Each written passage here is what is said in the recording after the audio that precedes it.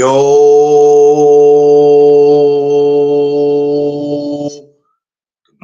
morning, my people. What's up, world? It is Friday, May 23rd. I'm going to thank my Lord and Savior Jesus Christ because with him, all things is possible. So, Duck Zone episode is sponsored by Vision Sports Management. Follow my brother John Boy Belton on Facebook and Instagram. Again, John Boy Belton. Shout outs to the sponsor. What's up, everybody? Top of the morning. Happy Friday to everybody out there moving in the streets, going to school, going to work. Maybe you're enjoying your day off, whatever you got, whatever plans you got today. Be safe out there. I mean, hope everybody's feeling blessed, thankful, and appreciated for seeing another day. I mean, we're gonna get into this boxing talk, right? So it's Friday, and I don't really feel like wasting any more time today. So let's get it. So for my newcomers, my regulars, everyone, welcome to the No Duck Zone podcast. Let's go. Make sure you like, share, and subscribe. All right, y'all, it's fight week. D3. What it do? Man, the man that never gets any sleep, man. You know D3, I'm starting to think you're a damn vampire, and even at some point, they have to sleep. Yeah, I sleep. I don't know how you do it. I sleep whenever I have spare time. Shit, man. I said, yo, I gotta tell D3 that I want him to know that sleeping is not against the law. My man be out here moving. Well, Free, another fight week that nobody's probably interested in, but it's okay. It's boxing. We have the return of Josh Taylor making his debut at welterweight. This is going to be interesting because I think me and you talked about this before. About him being a welterweight when he probably should have been a welterweight a long time ago. I just read up on his opponent, European dude. I mean, I don't know where they find these dudes, but I guess who's ever available out there for you is who you got to take. What do you? I know you're not the biggest fan, but you're familiar with Josh. You know Josh. What do you think of him making his welterweight debut? It's a long time coming. I mean, I think it's probably three, three, 3 years, 4 years past due. 'Cause I think after that Jack Catterall, I think that was a telltale sign that he needed to move up. He didn't look like himself compared to what we saw prior to Jack Catterall because we was used to seeing Josh Taylor pretty much run through his opponents or at least put up a hard fought fight. Um, but that Jack Catterall, I think that might have been the first fight that I saw that he had, and I said, you know what, he didn't win that fight. All the other fights, I mean, I know people talked about the Regis Prograis, but I went back and watched the Regis Prograis fight a couple of times. And I mean, it was a close fight, but I think Jack Catterall got the better of the fight. But what we saw with Jack Catterall, that was a evidence that he need to move up.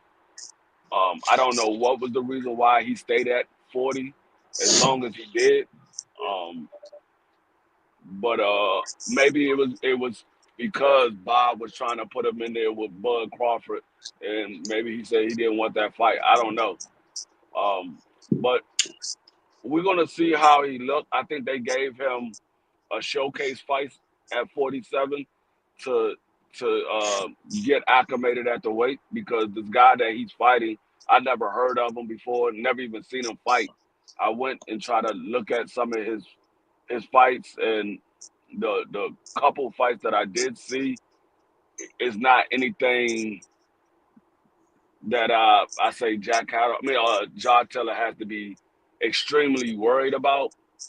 I mean, you always worry when you go into a fight, but I didn't see anything special that he had to be extremely worried about. Um, so I think they gave him a showcase fight to get acclimated at 47. Um, we'll see how he do. But I think sometimes a lot of guys, I don't want to assume a lot of guys are promised um or guaranteed a certain fight or whatever. And maybe that's sometimes is that why they stay in the weight? Because we don't want to assume that every fighter's a ducker or they just scared to move up. Or they told something by the promoter and they take the promoter's word. They go, all right, so before I get out of here, I'm gonna take your word for it and I'm gonna stay because this is something that you told me that you're working on me getting this particular fight. yeah, yeah. I mean, you figure that. I mean, being though he was the undisputed champion, he could have fought anybody he wanted to fight, moving up to 47. So it's not really. I mean, like, yeah, of course you for the most part you have to do what your promoters say, but it's still with your agreement. If you don't agree to take a certain fight, you just don't agree to take a certain fight. They can't force you to get in the ring. Yeah, For the most part, they can't force you to get in the ring. Um, Now, like I said, I know. I mean, it's been documented that the Josh Taylor and Bud Crawford fight was supposed to happen at 47. So maybe that was a reason why he stayed at 40, because he didn't want that fight. I don't know. Like I said, I'm not gonna say that is the reason. I'm just saying that yeah, might have been one of the reasons. Because there was no way that he should have stayed at 47. And you saw what happened with the Josh Taylor fight, and then you turn around and saw what happened in the T.O. fight, and I'm like, yeah, that's not the same Josh Taylor that I'm used to seeing. yeah. That T.O. fight, I'm not gonna lie, I was like, damn, he might give T.O. a run for his money. This and T.O. just made that shit look too easy. I'm like, wait a minute. Josh Yeah, fights better than this. So what was it? Was he killing himself to try to make the weight?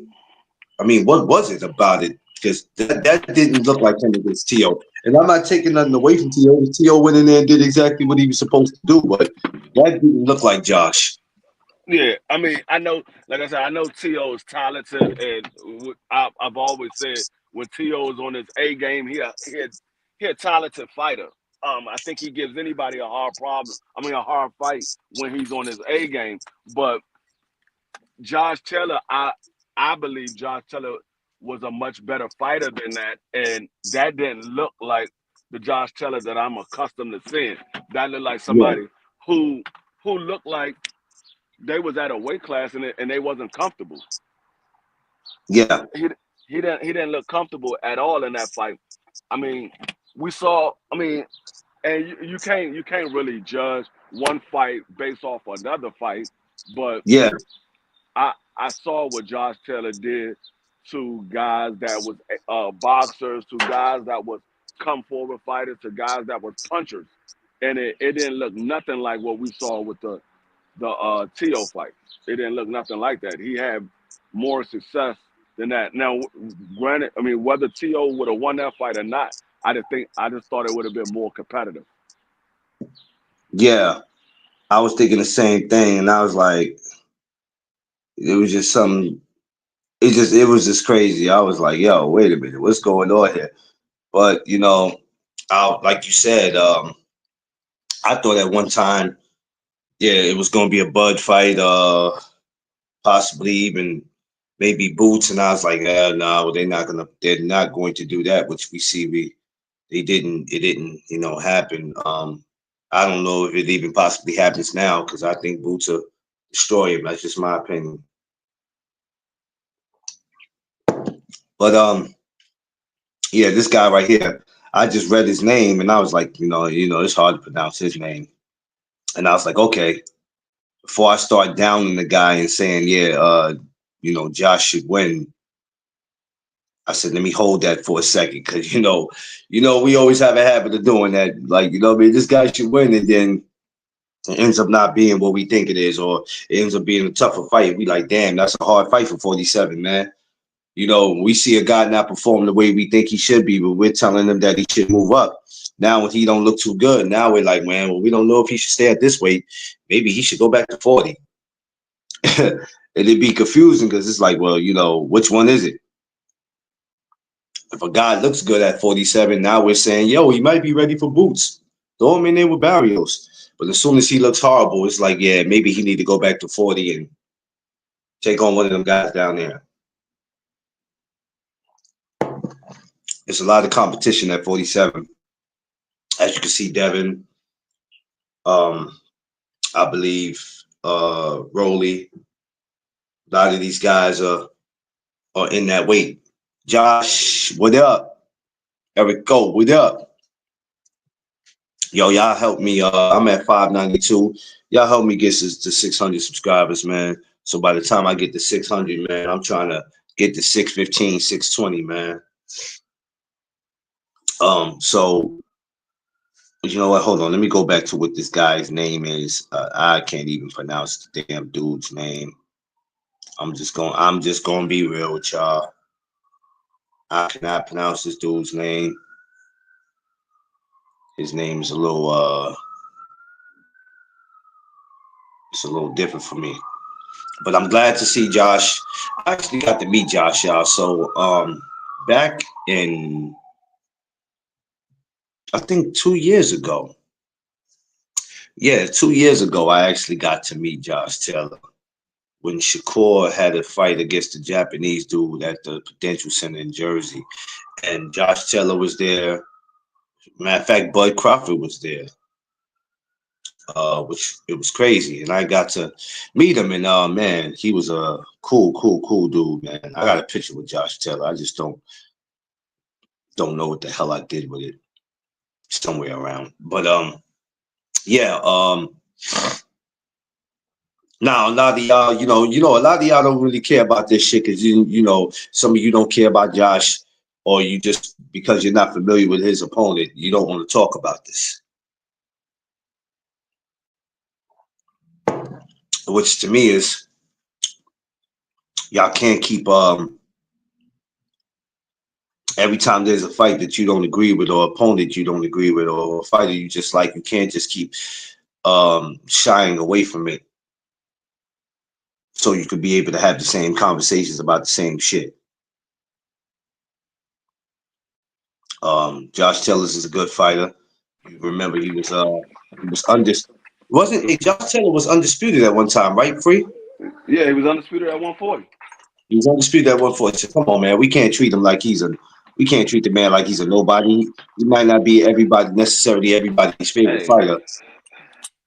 I mean, he had a better undisputed run at 140 than Bud Crawford did. He fought everybody. You better watch your mouth this morning, Free. You're gonna upset the Crawford fans. I'm just saying, he fought for his title. He beat the champions. He beat every champion for their title in their backyard. You know what? Yeah, you got a point. You got a point, Free. I hate when you're right. He went to everybody's home country and fought them for their title. He didn't get his first home fight until what? A couple of years ago, like maybe 1 or 2 years ago. He got his first homecoming fight to celebrate his championship or whatever have you. He fought all the champions at their home country. Yeah, because even when he fought Tio, he could have easily been like, I don't want that fight in New York. You know what I'm saying? Yeah. He could have easily been like, man, I don't want that fight. Hey, Bob, I don't want that fight over here, man. They might be on his side, the judges. I don't want all that. Make him come over here to where I'm at. Right. You know what I'm saying? But he still came and he He's still, so you have to give, and this is what the thing, people always free, they always look at the name. They don't look at what a fighter's done. They just like the name. And I'm like, you have to respect what a man, you know, I don't care if Josh is from here or not. I respect any fighter. I don't just respect all American fighters. I respect fighters for their accomplishments and what they have done. And yeah, now that you said it, I'm like, man, he did go to a lot of people's backyard though. He Yeah, did go to a lot of people's backyard. Now that you mention it, and I'm thinking about it now, like, yeah, I ain't gonna hold you. I did see him in a lot of people's backyard. yeah, That you can't take away from him. And like I said, he was never to me, he was never a boring fighter.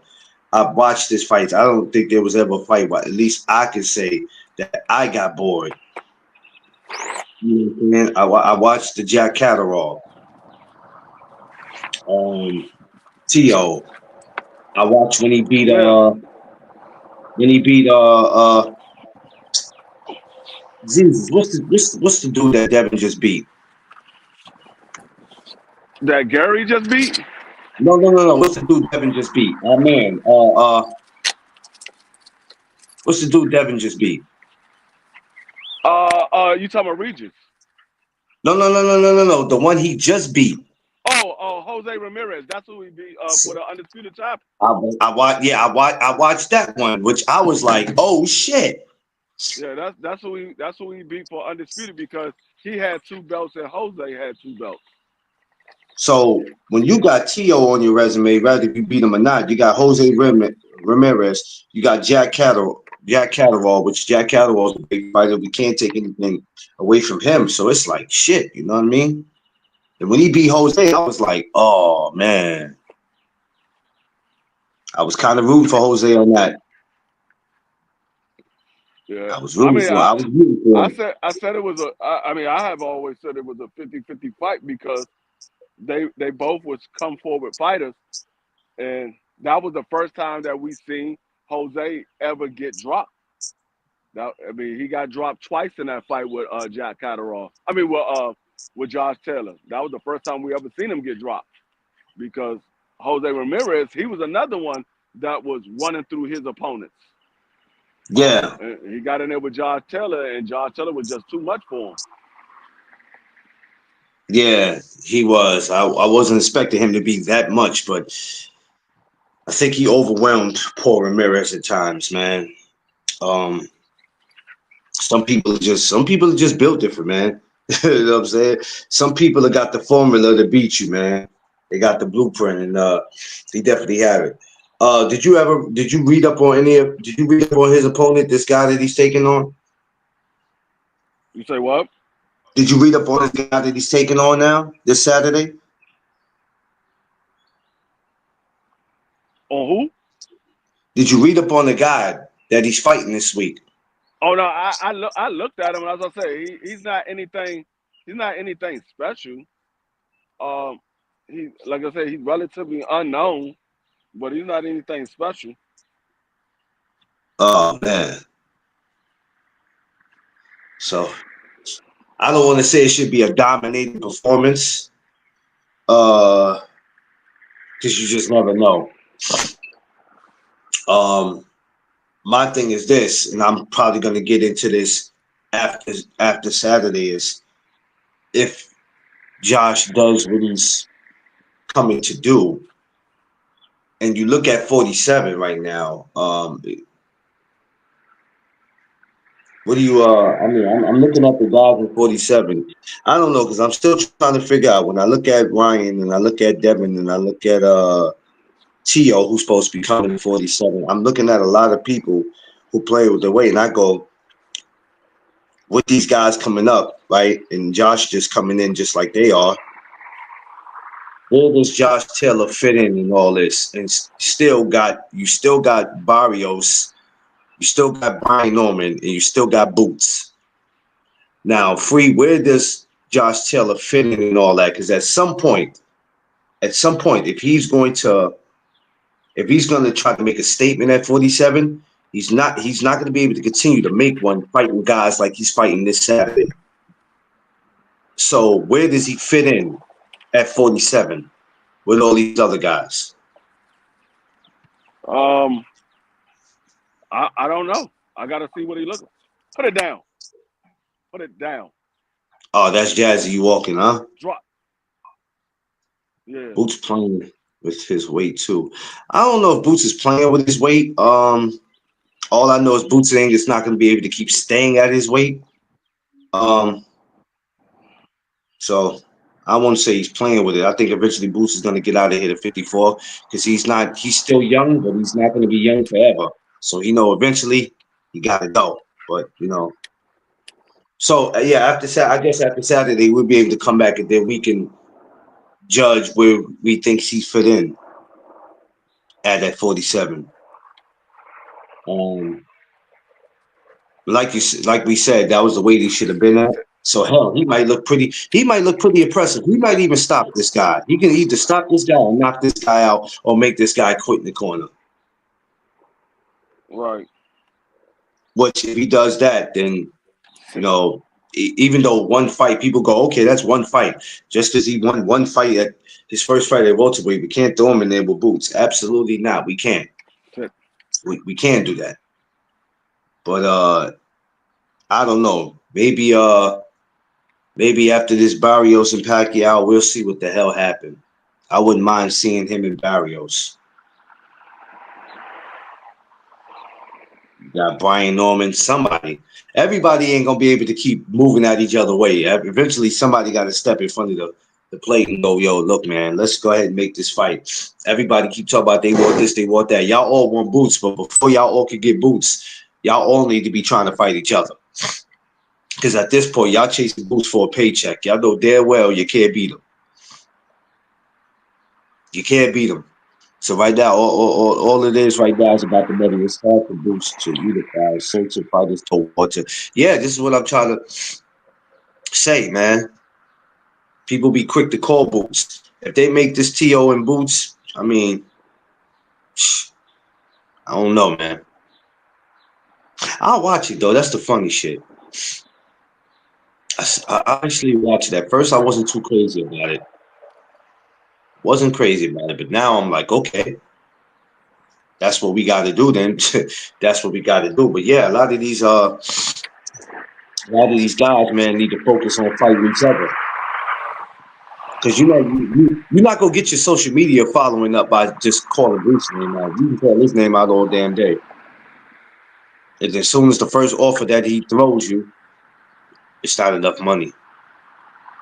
It's not enough money. Like, I don't get that, Free. If you want to fight this, man, this is why I don't understand how could they hate Devin when Devin went and took less money fighting George when he could have easily been any of those fighters that go, man, I'm not doing that shit. I'm Devin Haney. You crazy? What I look like? You said he took less money to do what? When he fought George, I respect that. Because sometimes you have to take less to prove that you're the best. So thing is, it all depends on if the belts really mattered that much.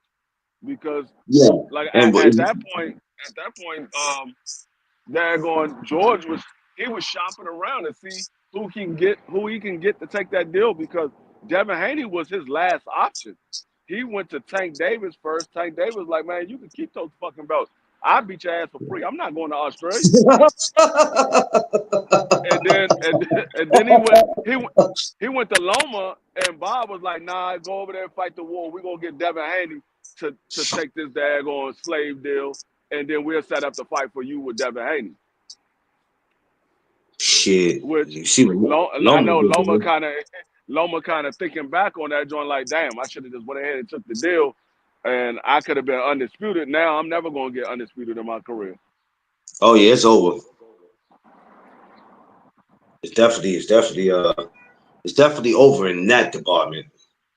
Yeah. So so it all depends on how important the belts are to you. But that's why I say, when it comes to Brian Norman, it's kind of hard to say that he didn't duck he didn't duck daggone Jerron Boots Ennis because you said you needed more than 1.7 to fight Jerron Ennis, or you want it in a neutral playing field, but then you go all the way over to Japan for 1.7. Yeah, that's crazy. So it's kind of hard. And I know people will say, oh, well, you know, because he was going over to another platform, he had to pay Bob Erm. You got to pay Bob Erm regardless. Regardless. Whether You know, whether you going on to another platform or you fighting on his platform, you Bob know, Erm get his money off the top anyway. man, let me tell you something. That man, Bob Arum, was worse than RIS. He gonna get his It might, money. yeah, it might be a little bit more by you going over to another platform, but you had to pay him either way. There wasn't no, oh, the promotional fees is suspended if you fight on Top Rank. Yeah, No, that shit don't work like that. They they wasn't expecting you to be champion anyway. So you know they're gonna charge you. They wasn't yeah, expecting you to be champion. yeah. It wasn't. According to what you say that nobody had that plan for you to be champion. They already had a fight lined up for you. Okay. Well, then the daggone Jin Sasaki fight was already lined up for you as well. Because I didn't know all of the details of this Jin Sasaki fight. Like Jin Sasaki came all the way over here and got in the ring with Brian Norman. You're not coming over here to watch Brian Norman fight unless you planning on fighting Brian Norman. That Yeah, was something that was already planned. That's not something that was, oh, he just watching Brian Norman out of the blue. Oh, Brian Norman of all people, you just come here to watch Brian Norman. You didn't go to the Jerron Boots Ennis fight. You could have went to his fight and did the same thing to those two guys. Whoever won that fight, that's two titles. You talking about one yeah. title. Make it make sense. Yeah, so I mean, it's just kind of hard to say this man didn't duck Jerron Ennis. Now, it very well could have not been a duck. It's just they have an argument to stand on by saying that you ducked because it just so happened the money that Jerron offered you to fight him in Philly, you turned down and said you needed it in a neutral playing field. You didn't want to fight Jerron in the city of Philadelphia for 1.7. You needed it to be $2 million if you had to fight him in Philly. But you gonna Yeah. go all the way over to Japan, a whole nother country, to fight Jin Sasaki for 1.7. The reason being is because you believe Jin Sasaki has nothing for you. You know that Jerron Boots Ennis is a much harder fight. So you want a compensation of possibly getting an ass whooping. That's the only way I look at it. That's how I look at it. I You ain't gonna taking lie, man. the same money he offered you. He offered you 1.7. He offered you Yeah, 1.7. You said no because you want a neutral playing field. Well, you're getting 1.7 to fight Jin Sasaki, and you going over to Japan. You're the yeah. champion. That's make it make sense. Make it make sense, man. I'm telling you, man. That's why with some of these people, you want to argue. I'm like, you gotta know what you're arguing about. Your argument gotta make sense. No, free. Yeah. He just give him what he asking for. He said What? free is really 800,000 after Bob get his off the top, getting less than no, whether he's getting less than $1 million No. or not, you are still making twice as much as you making in the two fights you had. No, you still make more than what you made in the last two fights you had. You combine the last two fights you had, which was 150,000 and 450,000. You combine those together, that's less than what you get after taxes. I mean, after Bob get his cut. After Bob get his cut, after you do the taxes, you're making less, or you still making more than those two fights combined. Bigger Am fight I he should am do. I missing something here? One fight, you He get eight should hundred too. thousand. You got two Boost. fights, and you got a total of 600,000, and that's before taxes and Bob's cut. That's before taxes and Bob's cut. You got 600,000. Yeah, man. Let me know if I'm missing something. I don't know. That shit is crazy. That's why I'd be like, man, if when y'all and the people go, man, why? Man, I don't know, man. This is why I'd be like, I don't invest in none of these fighters. I don't get my hopes up because I'm telling you, half of them don't give a damn about what we want to see. To them, it's all about money. Which, hey, I can't be mad. I'm just saying, if we're gonna talk about money, we could talk about money, because he said, "Oh, that fight was already lined up." Okay, it was already lined up, but that doesn't mean that you had to take it. You could have took this other fight for 1.7. You Yeah, could have took this other fight for 1.7, even though that fight was already lined up. You could have took the 1.7, and you still can get that fight after the Jerron Ennis fight. That fight ain't going nowhere. You can still get it. And if you believe in yourself and you believe that you beat Jerron Ennis, now you're a unified champion. You're a yeah, unified champion. And you just beat the #1 guy at the division. So now your stock goes all the way up. I just look at I just hear when people make an argument, and I'm like, that shit doesn't sound right to me. I mean, if that's what you want to do, that's what you want to do. I can't tell you how to run your career. I'm just saying, if it was me, if I was in that situation, I'd be looking at it a little bit differently. yeah, yes. And that's what they don't. Like I said, these cats don't care nothing about it, man. They don't be caring about. Hey, let's give the fans what they want, man. They don't give a shit about that. Yeah, I'll give the fans what they want when I get what I want.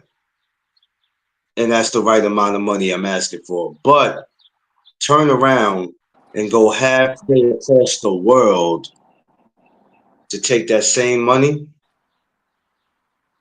Am I missing something? Am I missing something, Free? You changing your whole lifestyle to get the same amount of money that you would have had on this side of the daggone Atlantic.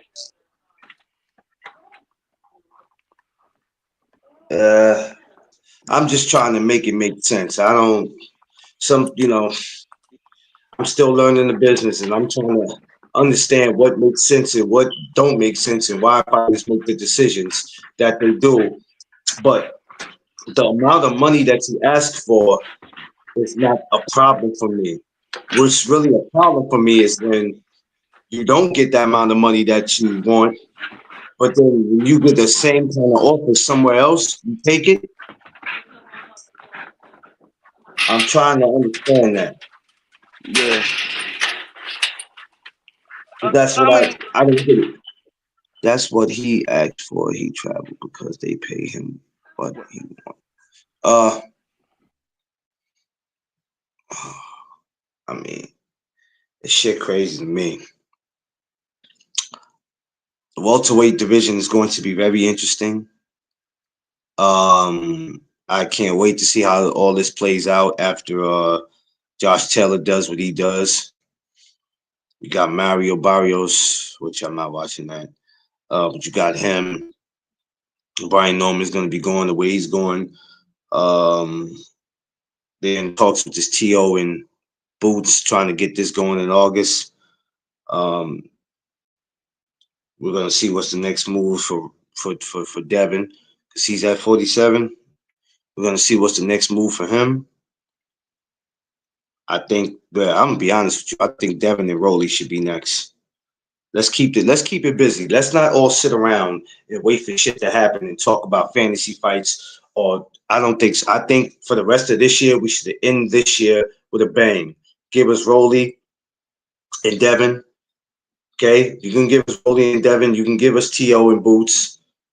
Ryan is going to be on a mental health vacation, so he can stay where he's at. But give it to us, man. Let's not all sit around because, like I said, as fans, we should get what we ask for, right? But we're not going to get what we ask for until the fighter gets what he's asking for. And even sometime then, the money might not be worth it to him. And he's like, I'm not interested. So, we could all sit on here and argue about money all we want. Our argument points about money don't mean shit if a fighter's just like, I'm not taking it. With all these Yeah, other nah, fights, we're not getting all no these, daggone Devin. We're not getting no Devin and Rolly. It's gonna be Devin and Ryan. no, De La Hoya said he's not giving him that. I don't know. He just said he wasn't Who giving said him it. who said that? Oscar, Oscar. I was just looking at it in a fight hype interview, and he said it. He said it 2 different times, and I'm like, wait a minute, Oscar, how you gonna do that? The Ain't that supposed to? Oscar doesn't have that say. I said, wait a minute, how you gonna say that? We've been waiting for that. Oscar don't have the final say so in that situation. That's all depends on what Turkey want to do. I'm like, wait a minute, how you? I'm like, wait a minute. I was confused. I'm like, huh? Turkey wants Golden Boy right now. Oscar don't have a say so. Tay, what up?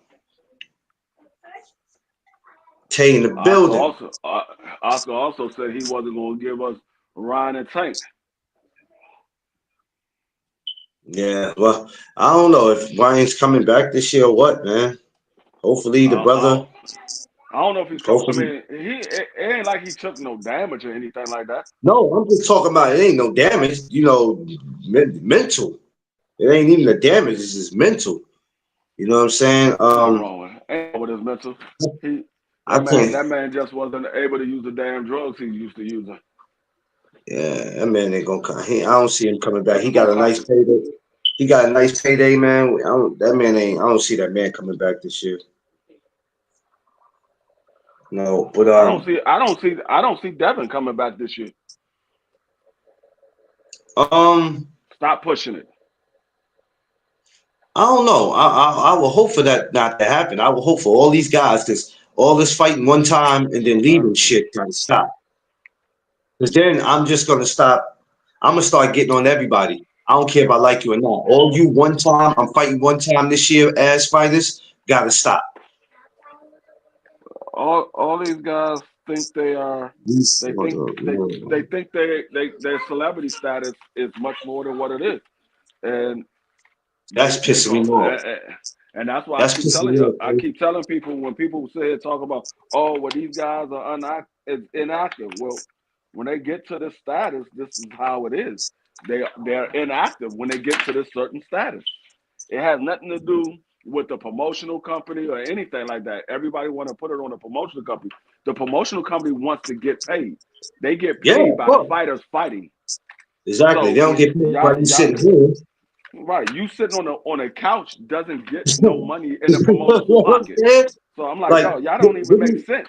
They don't get paid by the fighters sitting on but the couch. this is why you can't tell these idiots this. This is not amateur boxing where a fighter, an amateur can sit at home all he damn want. You still gonna get paid regardless. You know what I'm saying? When you're throwing the shows because who's not gonna come. But when it's professional, I'm not like this is why so many guys get cut off. So when you look up and they're at another promotional company, you like, damn, I thought he was with UDC. I thought he was with Top Rank. What happened? Shit. Sometimes it be that. This joint fast. We're not gonna have you sit home and be no couch potato. You Yeah, still getting checks and you spending, you living a good life, you going on vacations. We need you back here in the ring. yeah. It's a little bit different. Like they don't get no monthly fees for these fighters. They don't get a monthly plan. These fighters don't fight. Oh, we still get paid monthly for these guys. No, they gotta get in the No. ring and fight in order for them to get paid. Yeah, man, like you know what I'm saying? So but you can't tell that to a lot of these cats because they don't know shit about no promoting. They don't know nothing about having no promotion company. They don't know nothing. Like you always say, if some of y'all were matchmakers, y'all be getting y'all fighters killed. It's too Y'all fast. You don't know gotta put it nothing. outside. Y'all don't know nothing about matchmaking or nothing. Y'all don't know nothing about promoting. Yeah. No, most of these people don't know anything about promoting. Y'all know nothing, man. You just fans of guys who go in there and get good knockouts and good stoppages. That's all y'all are. Y'all just fans of that. That's it. That's it. I could watch a fight rather if it ends in a knockout or not. Some of y'all will be ready to turn your TV on. It's good at match. Well, they might be good at doing that, Josh, but they damn sure ain't good at paying. They got about one or two taking their ass. They got about one or two of them right now. They got them in court. So they suck at that. They suck at that part, which is crazy. That's nasty work. You know, whenever you have to take your job to court, that's a problem. That's a problem. Any person who has to take their job to court is a problem. What up, Joe? Yeah. Yeah. But I just say, you know what I don't want to, because these last these next shows that we got coming up in New York is great. And some of the things that we see in the boxing is okay. Usyk, the bar. I don't want it to get where we get to the end of the year and then now we're trying to figure out what's next. So Devin has to come back or Ryan or however it goes. Broly, we have to keep the shit going. They're already talking about Boots and T.O. maybe in August. So we got to keep the ball rolling. We don't want to get to a point where we get stuck and now we go, okay, what's next? So all this fighting one time, I don't care if you've been out 3 years or whatever the case may be. All you one-time fighters, stop it. And I'm talking about everybody. I'm not even talking to nobody in particular. You know, then the first thing you go, if you don't know what these guys. Hold on, top one. Yeah. We gotta. I don't, you know, I don't be knowing, bro. Some of these people for these promotional companies they act too high sedity. They be acting like they the shit, and this is why the problems happen. I can't wait because I'm man. Listen, when I get to a point in my life, I'm telling you, I'm working on something like that. Yeah, you got to show people how it's done. I mean, like I told you at the beginning, I don't expect anything from these fighters. I expect what they normally give us. These guys normally only fight once or twice a year. That's what I'm expecting. I mean, it's not like I was getting 3, 4, 5, 6 fights from these fighters a year. No, you lucky if you get 2 fights from the guys. Most of these man. guys are only fighting once or twice a year. And I've been said it, like people act like this is something new. I told everybody, it's not the promotional company, it's these fighters. When they get to a certain level, they only fighting once or twice a year. It's the prospects that you see fight 3, 4, 5, 6 times a year. Y'all think getting on here every day talking about the same ones is gonna make them come and fight? That shit ain't gonna make them fight. PBC having problems. These guys hasn't fought since the beginning of the year. It ain't PBC. It ain't PBC. These guys gotta sit down and get fights together. Some of these guys, it might be an issue for them, but for the vast majority, most of these guys are only trying to fight once or twice a year. They making $5 million a fight. They're like, man, I'm not fighting 5 or 6 times a year. I'm making $5 million a fight. I'm only fighting 1 or 2 times a year. I'm getting $5 million a year. If I fight one time and I make $5 million, I make $5 million for the year. Yeah, I don't know, Joe. I don't know. These guys, like Free says, when you see and this is why I'm hoping that a lot of these guys, like you see, like Keyshawn and Abdullah, when I look at them and all the other young ones like them, when I look at Shushu and them, and I go, listen, I don't need this, guys. I don't need this to be you guys. Stay as active as you can, because every time there's a new class of people coming in, when they get to a certain status, it slows down. You It's see them all go and fight. You see them fight maybe 3 times a year, and then it goes from maybe 3 times a year, maybe even 4. It depends. It depends. And then all of a sudden, it's like, wait a minute, where he at? like Canelo Alvarez is the only fighter that's consistently fighting twice a year. He's the only one D, that's consistently fighting twice a year because he what's fight up, on D Cinco Hall? de Mayo. He fight on Cinco de Mayo, and then he fight on the other Mexican holiday in September. Those Yeah. are the 2 times that he fights. We know we're getting a fight out of Canelo on Cinco de Mayo and in September. We know that. Those are his 2 fight dates. We know he's going to fight those 2 days. Anything else outside of that is just extra fights that we're getting from Canelo. But these guys, No, I yeah, mean, no, Joe, no, Joe. It has nothing. No, it ain't that, Joe. It's just these guys, man. These guys gotta get up off the couch and come fight, man. You understand what I'm saying? Because the not promotion companies got to make their money. And if you're sitting at home, what good are you? Think about it, right? You're running a company. Let's not just talk boxing. Let's just talk business, right? D3, you're running a security company, right? What good is the employee if he's at home? What good are your employees if they just sitting at home? What am I paying you for? I'm not paying them. See, with You my company, with my company, you don't work, you don't get paid. like, you You know what I'm don't work, saying? you don't get paid. So you're not I making said no money just sitting at home. I'm not gonna say who the person is. So the last time I'm gonna say TR, last time they was here in New York, there was a guy who didn't make weight. And you know, they pay for you to be in these hotels, right? He's in a Mm-hmm. guess what? He didn't make weight, right? Bad. And then he was like, I can't. Like, so now he think he just finna lamp in the hotel.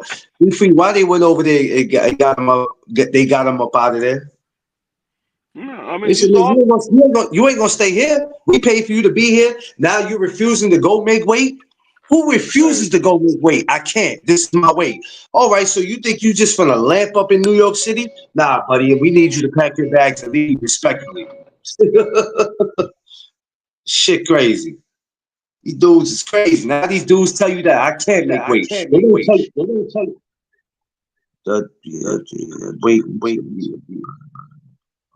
Yeah.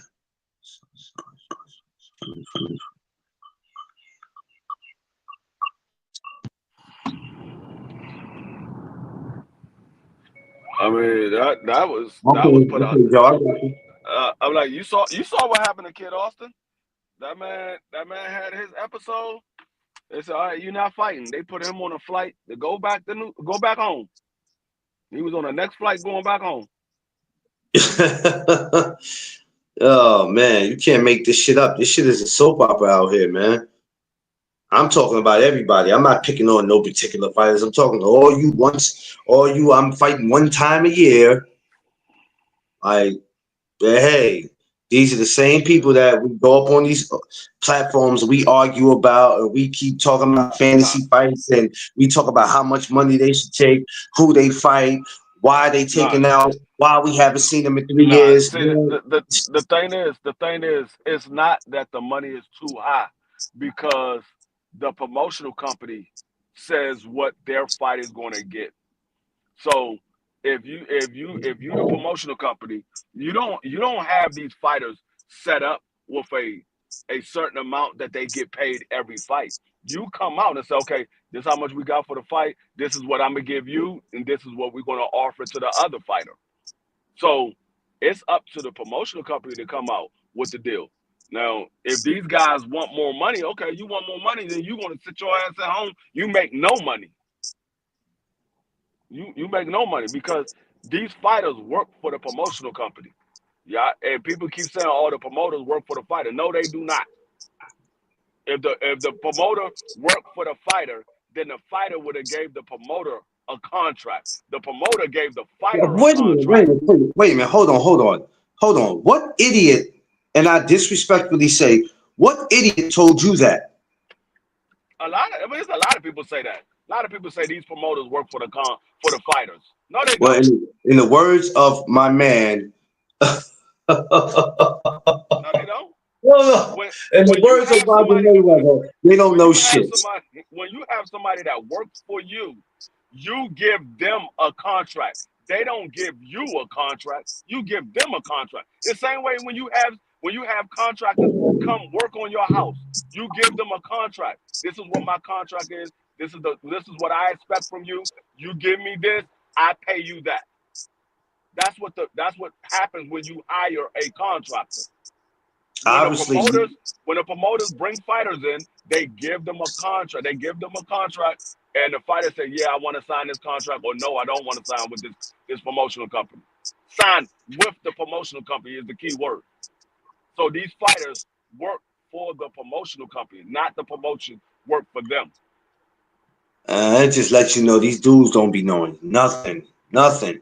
A lot of y'all got a lot of work to do because y'all don't know shit.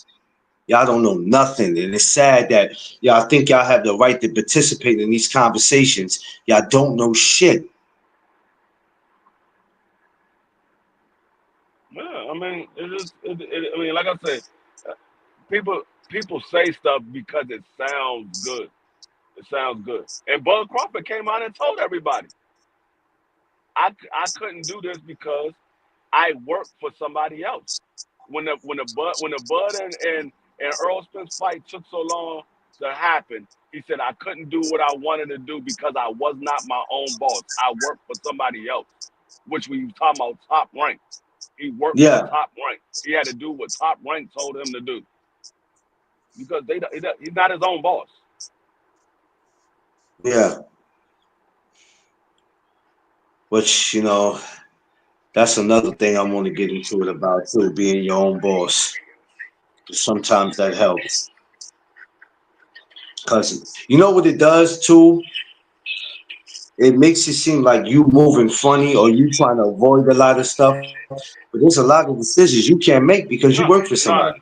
no, no. Now you can have some contracts that give a bottom line payout for a fight, but most Yeah, contracts don't have a bottom line because they don't know what the offer is going to be for a particular fight. Like, let's say you fighting Abdullah Mason, and Abdullah Mason, you might only make $150,000 on that fight, but then in the next fight, you fighting a Tank Davis. It's not saying that the minimum is going to be. You can't say, okay, well, the minimum you can only make $1 million or $2 million for a fight, and you fighting a guy like Abdullah Mason who doesn't have a huge fan base, who's never headlined a fight card.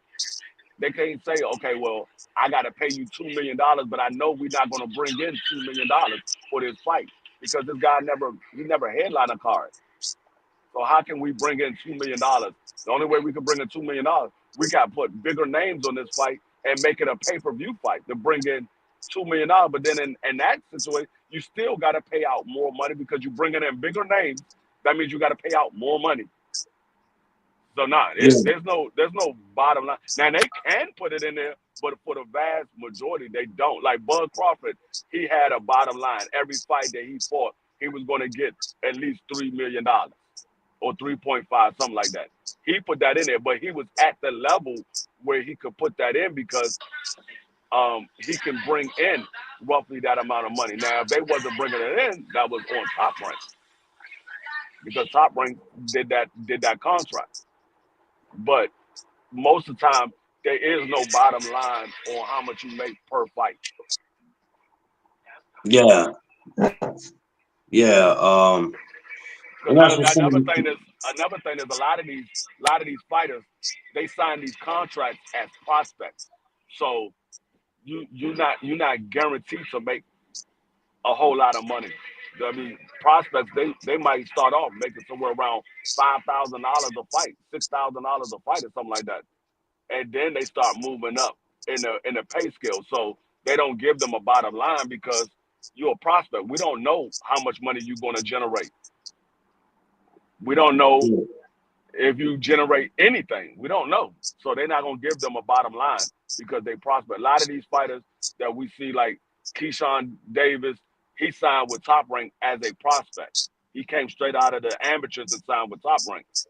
So now Keyshawn is making nice money. But when he first got with Top Rank, he wasn't making that type of money. Yeah, Yeah, it's fortunately people have to learn the business before assuming or think they know what they're talking about because they don't. Yeah, I mean, Um, if you just think, I mean, most people never dealt with contracts, so they don't know how contracts work. I deal with contracts every day. My company, we have to deal with contracts in order to get these sites. So I deal with contracts every day. We gotta get these contracts, and then we gotta hire people to work these contracts. So I deal with them every day. But most people never dealt with contracts, so they don't know how contracts work. But it is all contracts pretty much work the same way. Now they might have different details depending on what the contract is for, but they all pretty much is the same thing. Is is something that the consumer wants, and it's something that you're offering, and y'all have an agreement and a deadline when the stuff needs to be done. So once you get that in place, okay, I want this done for my business or my property, and I'm hiring you to do this work. Can you provide this work? If you can provide, okay, this is the timeline that I need it done, and this is what I'm willing to pay you for the job. If y'all agree to that, then you sign the contract. You have a timeline. You have expectations that needs to be done. You follow the lines of the letter of the contract. You have no problems. When you break that agreement by doing something that was not in that contract, now that contract can be non and void, and you can sue for the terms of that contract. Whether it's the owner of that, I mean, it's the owner of the property, or it's the contractor that was hired. Well, you said you was going to pay me this if I produce this. I produced it and I didn't get paid. I didn't get paid the amount of money that we agreed upon. So that contract is a law, is a legal binding agreement, which you can take them to court based off of that contract. oh So man, yeah, that's crazy.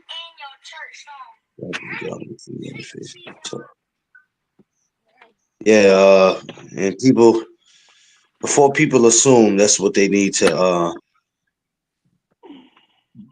learn.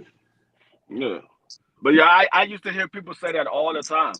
Oh, the promoter work for the boxer. No, the hell they do not. No, the hell they do not. Those boxers work for the promoter. Once again, in the words of the late great Roger Mayweather, they don't know shit about boxing. Yeah. And I hear big time content creators say that all the time.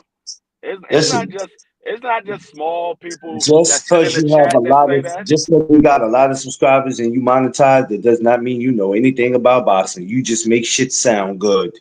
No Now disrespect. you might have one or two fighters where the promoter worked for that boxer because that boxer is his own promoter. He just worked with that promotion company because they got the TV deal. Like when Devin Haney was dealing with Matchroom, they was partners because Devin Haney was his own promotional company, but Matchroom had the TV deal that Devin was fighting on. And they were partners, but at the same time as they was partners, it was still certain things that Devin had to do that Eddie Hearn put in place. It wasn't just Devin could do whatever he wanted to do, even though they try to make it seem that way because they said, "Oh, well, Devin Haney can go fight here, he can go fight there." How many times have you seen Devin Haney go fight there and go fight there? The only time he did it is when he signed with Top Rank.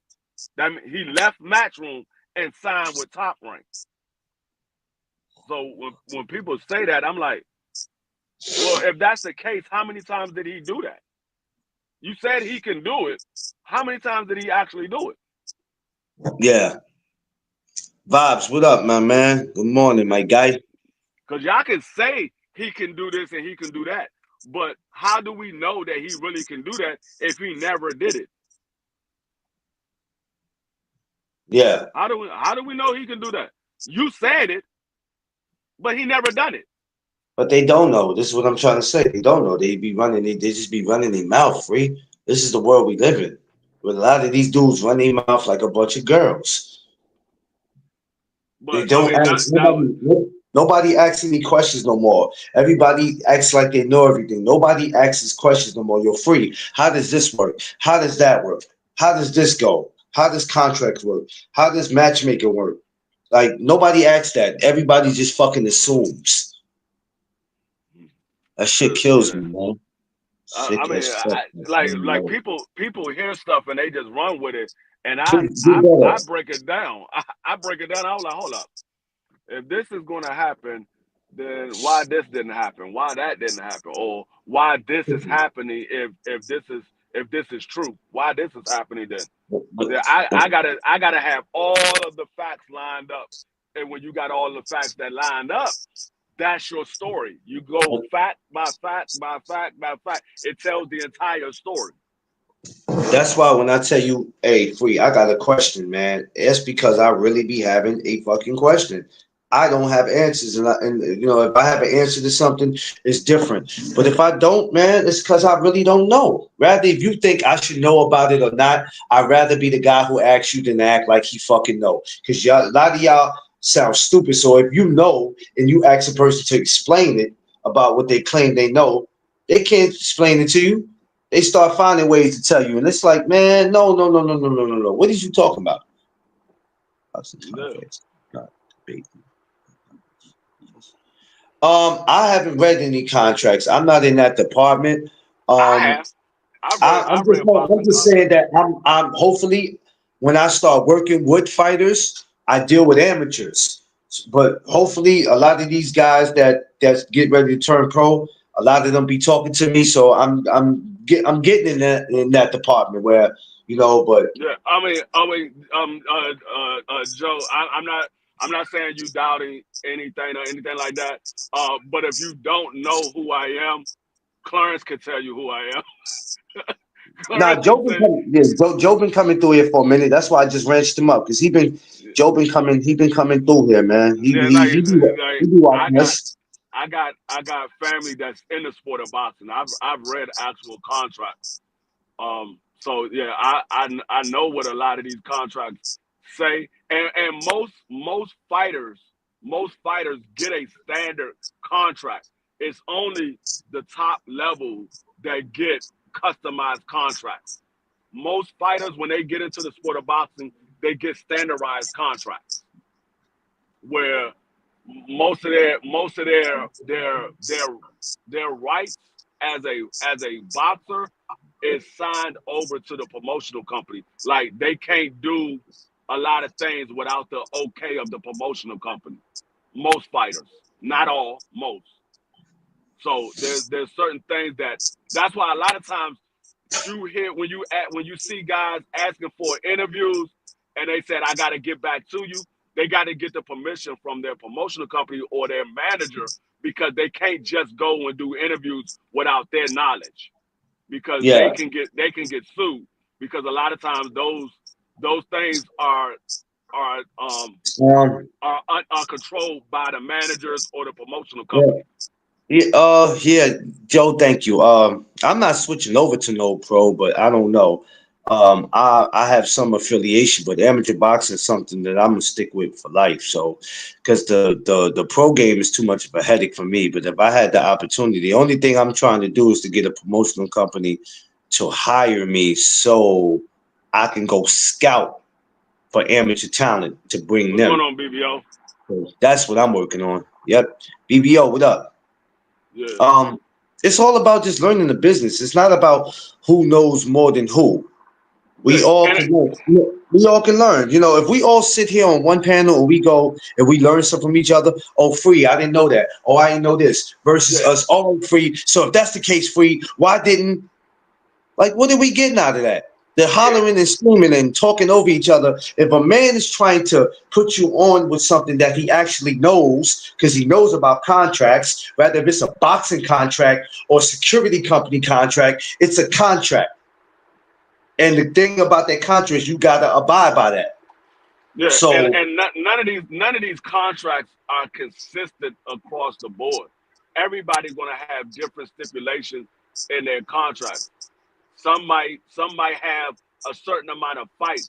Some people might have a certain amount of time. Some people might have a amount that they get paid per fight. Some people just have a standardized contract where they sign to a promotional company and they only fight on that platform. Some people have a semi-open contract where they can make adjustments here and there, as far as fighting on other people's platforms, and they have to pay a certain amount of money by fighting on other people's platforms. So it's never a consistent contract across the board. It's always going to be Would you something say different being in independent each is better contract. than? So D Hall said, would you say being independent is better than signing with a company? Yes and no. It is if you're a big enough name to be able to get the fights that you want. If you're not a big enough name to get those fights, you need to sign with a promotional company because you don't have the TV deal in order to get those fights, and you don't have the revenue behind you to make these fights happen. But if you somebody like a Canelo Alvarez, you can be independent because you know everybody wants to have Canelo Alvarez on their platform because they know he's going to bring money in. So a Yeah. person like Canelo, yeah, he can be independent.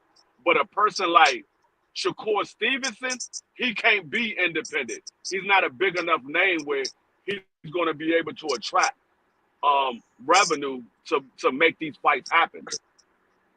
So it all depends on the individual. Like a guy like Tank Davis, he's a big enough name where people want him on their platform. They know he's going to generate money. Like I Yeah. said, Canelo Alvarez, he's going to generate money. If a fighter is normally generating big dollars, for the most part, they can be independent.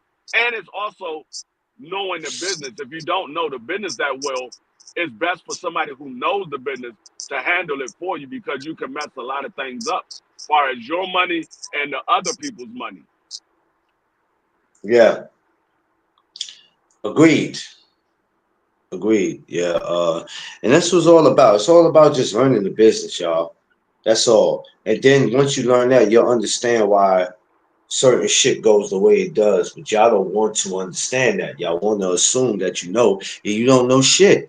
And like you said, it ain't just the big channels. It's I don't get I mean, not just the little channel. Some of the big ones. Just because you got a lot of subscribers, a lot of views, and you monetize, that doesn't mean you fucking know everything.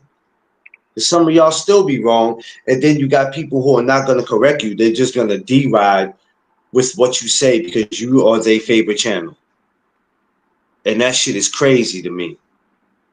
That some of y'all don't even go out your way to correct. Some of y'all that claim y'all know the business of boxing, when you hear your favorite content creator say something, you don't go out your way to correct them. I didn't say disrespect them or violate them. You won't even correct them. Free says something, he doesn't know what the hell he's talking about. But the other guy says something, you won't even correct him. You'll Yeah. keep smashing that like button. You'll keep hitting his Cash App. You keep hitting his Zelle, his PayPal. Like y'all, man, y'all ridiculous, man. Trust me, if I don't know, and Clarence will be the first one to tell you, I'll tell you, don't get me up here lying. I say it in a heartbeat. You see, Don't give me the line. Allen smash up. I don't know. No, I didn't see it, Joe. I didn't see it. Yeah, we don't be afraid to admit that we don't know something. That's why when I have answers, if my brothers in the media can't answer it for me, I got phone calls to make. I got phone calls to make. There's certain people I can call for these answers, and if they don't have it, they'll direct me to somebody who does have it. That's why I'm blessed to know the people I know in the sport of boxing, not just amateur, but pro, that I can call some official people and go, "Yo, man, is this true? This is what I heard. How does a boxing contract work? How does matchmaking work? You know what I'm saying? Yeah. Simple shit. And see that, and that's another thing too. When it comes to these contracts, not every fighter can deal with they can't accept or decline contracts. Not every fighter, because some of these fighters they sign their rights to the manager So it's up to the manager to accept the fight or decline the fight. And a lot of people don't know that. Some of these fighters are signed to a manager, and the manager is the one that agree or decline fights. It's not totally up to the fighter. Yeah, which they don't. They don't. Excuse me. They don't understand that part. A lot of people are still not getting that, but a lot of y'all are not trying to get it because you just want to assume you know every damn thing. Instead, he just asking. Hey, free, I didn't know that. Thanks for putting me on. Yeah, it's. I mean, like I said, it's not every fighter, but there's a select few fighters that are signed to managers, and the managers is the one that accept the fight or decline the fight. And then Interesting. then you have a fighter that don't have a manager, or it's their father that manage their company. I mean, manage their career or whatever have you. Or it could be a friend, or it could be an actual management company. So every situation is different. It all depends on who you're dealing with, because what might be okay with one fighter might not be okay with the next fighter because his situation is different. That's why it's kind of hard to say for the most part that most of these guys are out here ducking, because a lot of times it's not up to the fighter. It's not up to the fighter. It's up to the promotional company. It's up to their managers. So it's not always cut and dry that this person is just ducking. Now, if you see a situation like the Brian Norman situation, where you say, okay, this guy offered you 1.7 to fight here, and you said no, you need more money or whatever. It was about the money, but then you take the same amount of money and go fight in another country. You're like, hold up. You just said you needed more money to fight him in his home state, but you take the same amount of money, go fight in a whole nother country. Make it make sense.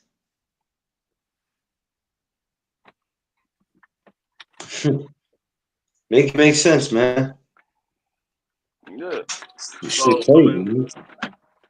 it's different situations and and for different folks. So I was gonna say it's not always cut and dry and this person is ducking. That's why I don't say everybody's ducking. Now I look at the situation, I analyze the situation, and if I believe that he's ducking in that situation, then I would say, yeah, I believe he's ducking. Yeah. But there are situations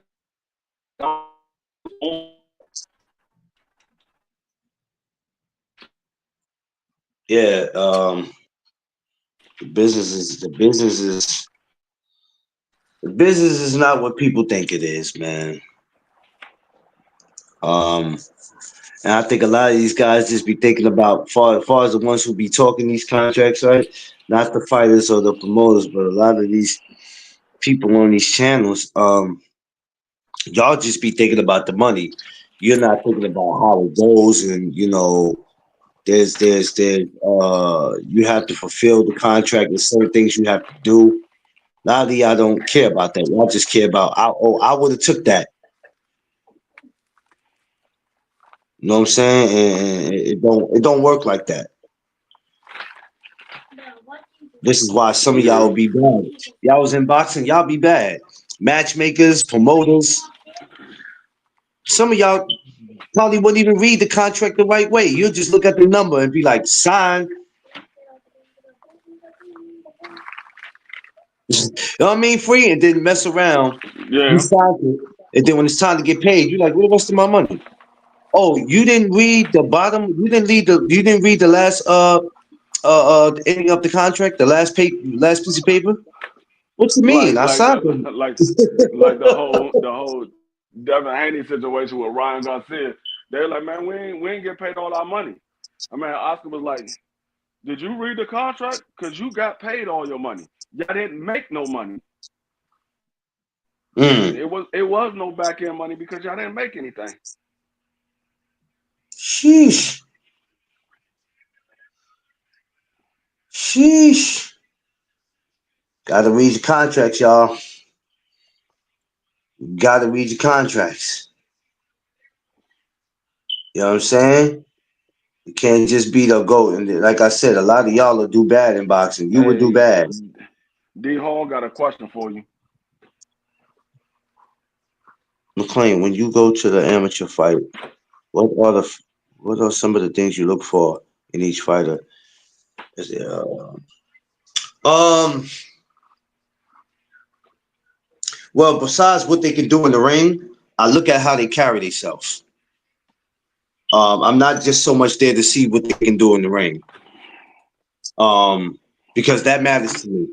Character is something very important to me. I don't give a shit how good you are. I went to school with some of the best ball players in the city, but a lot of their character stopped them from being successful because they were just a a-hole. So I look at that when I go. And I mean, besides what they can do in the ring, I look at a lot of that and I'm like, yo, this kid got potential, or this kid can work on this. He can do this a little more, or she can do this a little more. But that's what I really look at. I look at character. That matters to me. And people go, well, it shouldn't matter to you because you're not there to babysit how they behave. You're there to see what they can do in the ring. But that matters to me because I've turned some people away even doing interviews because of that. Because they had almost like that Tiafimo behavior. And I'm like, yeah, I can't mess with you. And, you acting like that now and you're not even a pro.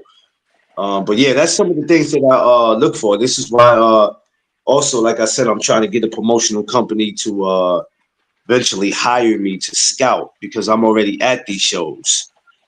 But yeah, character is always important to me. I don't know about anybody else, but that's very important to me because some people put themselves on this pedestal that you haven't even got to that point yet, my man.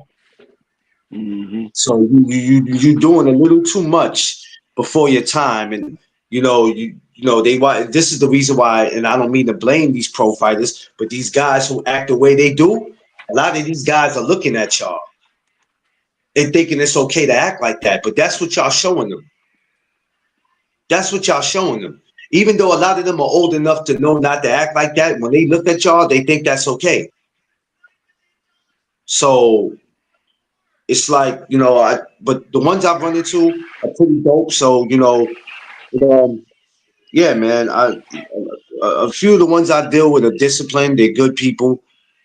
Shit, I ain't been to a fight since April too. That's crazy.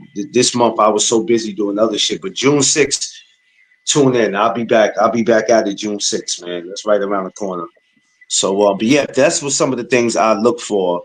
So even if I'm scouting or if I was a promoter, yes, I'm looking at what you do in the ring and how well you move and how good you listen and all that other stuff that comes with it that could take you far. But I'm also looking at character because that counts. I'm sure um, when you do your interviews, and this is for anybody who's a boss, supervisor who does interviews, I don't give a damn what your resume say. Your resume could be good as hell. You could qualify for the job. Your attitude, and how you present yourself might not qualify. You might not be what we want because we don't care how good you work.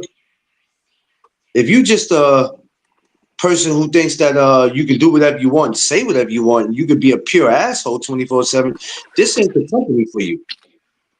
You know what I'm saying? You can't sit and do an interview with a supervisor or boss and just be like, yo, you know what I'm saying? Because I'm one of the best workers out here. You know what I'm saying, my nigga? You know what I mean? Like, You're free. You be like, who you talking to? Yeah, uh, you're not outside with your friends. Who you talking to? yeah. Every work field have the same basic criteria you got to follow through when you go through these interviews. Regardless of what type of job you have, they all have the same basic criteria. I do interviews on a daily basis, and there's certain criteria you got to pass before the interview can even go any further. You got to have credentials, and you got to have licenses. If you don't have those, the interview ain't even gonna go past it. You're not even gonna get called for an interview. Yeah, Once you get called for an interview, then you got is another thing that I need to see you pass. I need to hear your work history. I need to see situations that you've been in that's that's evidence that you can handle this type of work. And then I got to do my own research far as talking to your former employers. yeah.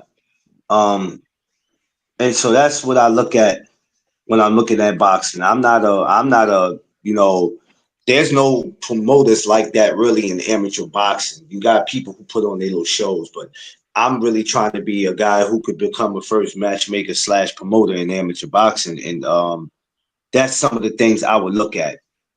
That matters to me. That behavior, you know what I'm saying? That character means a lot, bro. Because character, it'll get you somewhere. It'll take you somewhere because if people don't want to deal with you because of how you are, that could be a problem.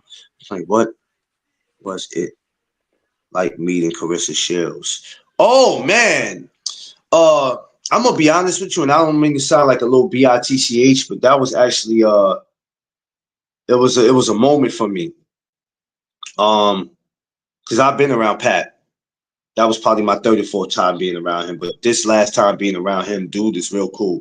It's amazing. She's not what people say. We see her sometime and the way she talk, and we like, yeah, she might talk too much or she thinks she can do this and do that.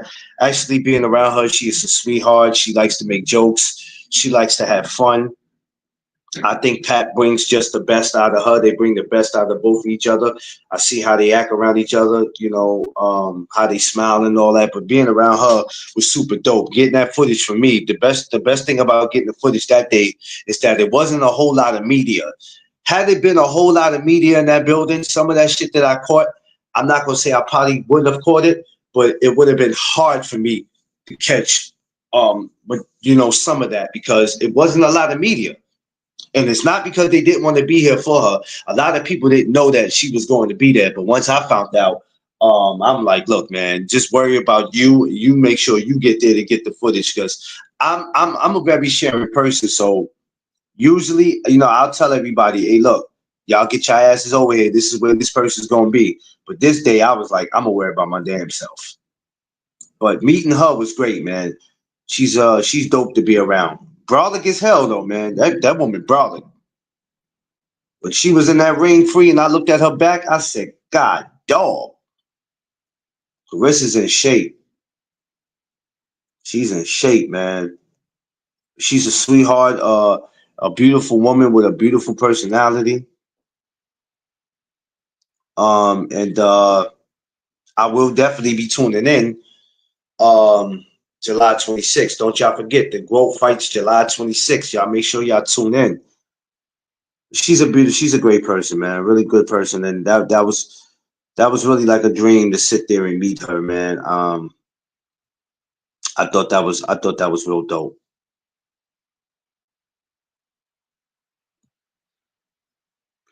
But yeah, like I said, fight week, Josh Taylor this week, man. Um, we gonna be it's gonna be a good fight week this week, Friday and Saturday, man. I make sure y'all come check it out. Give me a second, y'all. Yeah, yeah. Yeah, she's Carissa's dope though. You said who I got this week? Well, I'm going with my man Josh Taylor, man. I don't know nothing about the other dude. I'm going with Josh. I'm going with Josh. Unless something happens, but like I said, in boxing, anything's possible to happen. Usually, I like to sit back and not go with anybody. I'm getting to a point in my life I just like to sit back and enjoy the sport. Um, but yeah, if I had to pick, I'm definitely going with Josh. We got and that's Yeah. Saturday. We got somebody tomorrow though. Don't I mean no, we got somebody tonight, free, don't we? Leo. Yes. Yeah, Yes. we got Leo tonight. We got Leo tonight. Yes. Yes. What the hell? Why is this joint acting So stupid? I'm glad you reminded me of that because yeah. Oh, that's me. What happened? I'm switching over. Okay. Yeah, I'm backstage. Oh,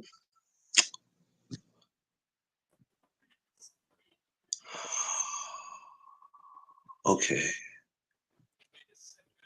Yeah, I'm gonna watch yeah, I'm glad you reminded me. I'm gonna watch Leo tonight. Um most people in the UK seem to favor. Oh yeah? Yeah, well you gotta expect that. You gotta expect that. It happens. Yo, free, yo, why people be thinking, right? You know, you don't fool with them, right? Why they be thinking that they can subscribe to your channel as if you're not gonna know who subscribed to your channel and like you're not gonna be able to go see it. People are crazy. Yeah, they do that. Like, what do they think? What do they think you gonna do when you go look?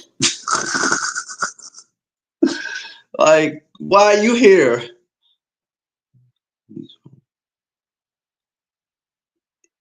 Oh I, I, shit! don't, I don't know what they're gonna do. I know Oh everybody that's in my channel. no, but this is what I'm saying. Like, you know how people don't think that you ain't gonna know. Like, you ain't gonna look and be like, yo, why you over here? Why you? Can I help you with something? Are you lost? Like, yo, go find something to do, man. Leo, man, yeah, Leo. Oh, Leo's all right, man. I think Leo ran into damn, who was that beat Leo? My other man. Stephen Fulton beat Leo. Beat the shit out of Leo. Yeah. Jeez. I hated to watch that because I'm like, man, I like Leo, man. Like, damn, Leo. I wonder what Fulton got coming up next. Well, who got coming up next? I wonder what Stephen Fulton got coming next, man. I need this. I need to see my man back in there, man. He's trying to move up to fight Oshaki Foster. That was the Now, word. I don't know if now that's we're gonna happen. talking. Hey, that might be the next thing I might have to talk about. That would be, yo, you know, how crazy would that be, though? Oshaki Foster and Steve, like, how crazy free would that be? Shit, that would be good. If that's what that man want to do, I would tell him not to do it. But if that's what he want to do, No, free. Now, hold on, free. Hold on, free. Why would you would tell Fulton not to do it? yes. Why? I mean, you just got the 122. You just starting to get your feet wet. You only had 2 fights there. You gonna move up to 130 already and fight one of the top guys at 130, and you just got the 122. So I would tell him, me personally, I would tell him not to do it. But who am I? If that's what that man want to do, so be it. Yeah. I mean, that's damn. You know, it's risky, man. But you know, want to see it. I would definitely want to see it. Mm. I think. Well, I think Thomas, it'll be pretty good. are we going live Thomas, tonight? Are we what going up, live tonight? Chief? Shout out to my man Thomas for getting the bodega on the Grand Concourse in the Bronx. You know what I'm saying? What D Hall said, D free. This is off topic. I think I think I think Jamal. I think Jamal gonna win that fight. Oh yeah. I think Jamal gonna win that fight. I heard a lot of people saying Jamal looked like he's out of it, but I don't know what they were looking at because I looked at interviews that Jamal had. He looked perfectly fine to me. I don't see nothing off with Jamal. I don't know if people reading too much into it or they looking for stuff or what have you, but I didn't see nothing wrong with Jamal. He doesn't look like he's off to me. If he come in and he's as good or better than what he was when he fought Jose Benavidez, I think Jamal will be perfectly fine in that fight. I think he'll win that fight easy. Like the dude that he's about to fight, he's not no world beater or anything like that. The dude is pretty much to me unknown. I mean, some people know who he is, some people don't. But it's nothing that I would be worried about with Jamal. This is something him uh, before the Caleb Plant fight. Yeah. Well, next week, next Saturday, we are going to find out, sir. Oh, we definitely will. We are going to find out. That's why I'm like, I ain't complaining about no boxing. Shit, we getting shit. Let's get it. Let's get it. I got no beef. You know what I'm saying? I got no beef. Um, just hopefully when he does when he does get here, he stays. But like I said, no matter how upset we get, these guys are gonna come back and fight as much time as they want. They don't care about us saying they need to fight 2, 3 times. What they going first thing they gonna say is the fans don't know shit. Shit, they don't know nothing. Right now, I do what I want to do. You know, that's their attitudes, and I'm cool with it. That's cool because I get to support what I want to support any damn way. So it really don't matter. I don't trip off none of that shit. We're gonna make it happen. Let's make it happen.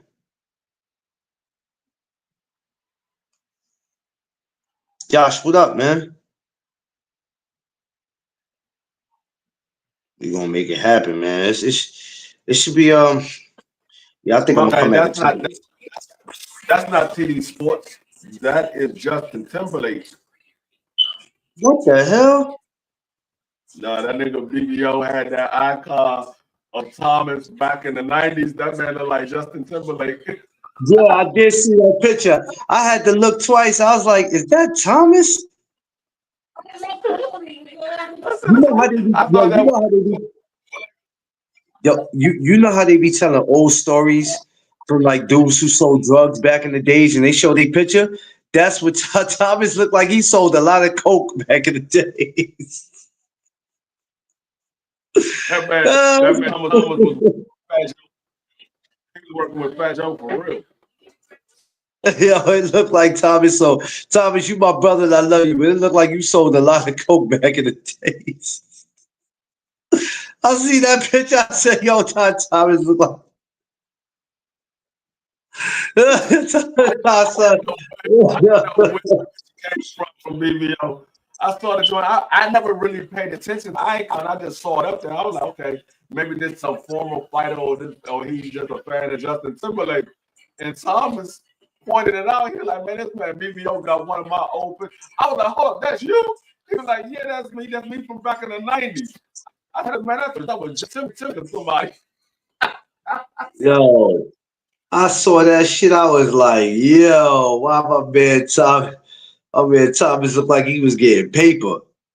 He didn't answer that. It would be dry snitching. He said he didn't answer that. It would be dry snitching. Yo, I'll tell you, that's what his picture looked like, though, man. I was like, that Thomas? I'm like, yo, that's crazy. I'm looking at that like, look at my guy.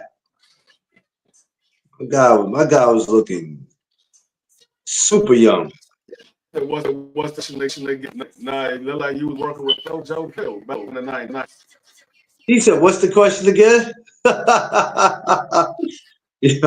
Thomas is stupid, man. Thomas is stupid. I picture like Thomas had a BMW BBSs on him. That's what it looked like. He had an old box BMW with BBSs on him. Yo, man, I'm not playing with you, yo. Hell nah. TD said, "You look like you sold Bam Bam." Yo, I saw that picture of him. I was like, yo, that's crazy. I said, look at my boy Thomas, man. I ain't know Thomas was an extra and paid in full. He was one of the dudes that had the BMW that was riding down the strip. He was riding down the strip. He was like,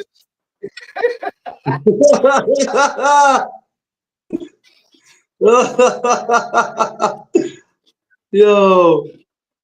Yeah, I thought that was just a regular old white guy. No, that was Thomas. Riding down the strip and paid in full. Yo, it's deep freeze the ass, yo. Oh man. Thomas, man. What the hell going on, man? Thomas in the office. He looking at the clock. He just got to work. He looking at the clock trying to figure out what time he get off. He's like, man, I'm ready to go. I know what Thomas is doing. On Fridays, I remember when I used to have to work in the office. I'd be looking at the clock. As soon as I get to work, been there for like 20 minutes. It felt like you've been there for 2 hours. He's like, dang, I just got here. I still got a whole shift to go. That shit aggravate me. I can't. He working from home today. Hey, I'm working from home too. I work from home every day. Well, actually, I'm not even working today. I work tonight. I got to do a meet morning at this afternoon at 12. He said, but I keep looking at the clock. No. Clock, no. What do you keep looking at the clock for? What you looking at the clock for, Thomas? Thomas got somewhere to be today? At home, man. I was gonna say, what are you looking at the clock for? You already at home, T, you good. He said he's still looking at the clock. Just T. Yo, y'all dudes, man. I can't with y'all. I can't with y'all, man. Y'all is stupid, man. Oh, Shushu, Currency, well, challenge. Okay, Shushu. Well. Thomas, we gotta get together and come up. What's the buy-in for this league? Gotta come up with a buy-in so I can finish putting this voiceover.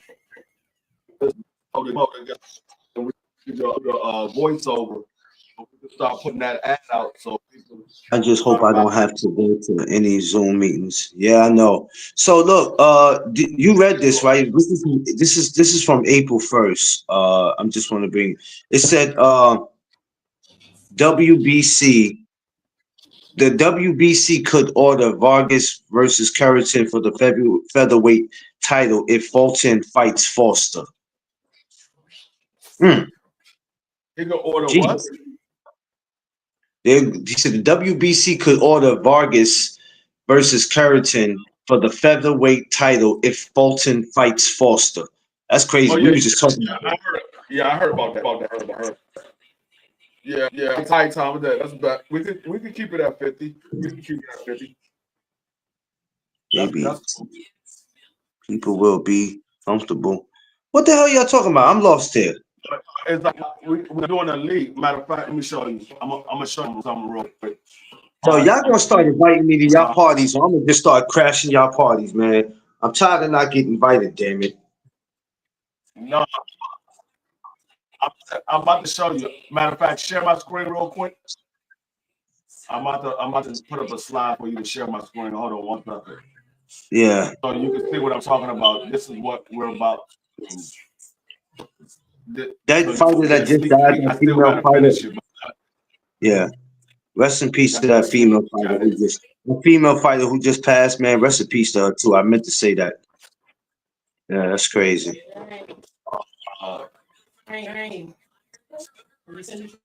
Hold on, Clarence.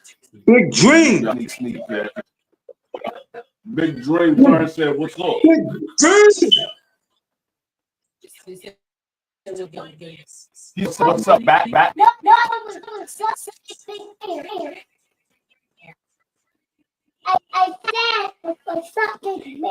He said, "What's up, big man?" I love that kid, man. I swear I do, man. That is my guy right there. My man, Big Dream. My man, Big Dream got big dreams. I'm still in here, my man. Just listening while I get ready for it. You got to go to work today, Vibes? Yeah, I know, man. It sucks, doesn't it? It sucks. It sucks. Sucks. But it is what it is. I'm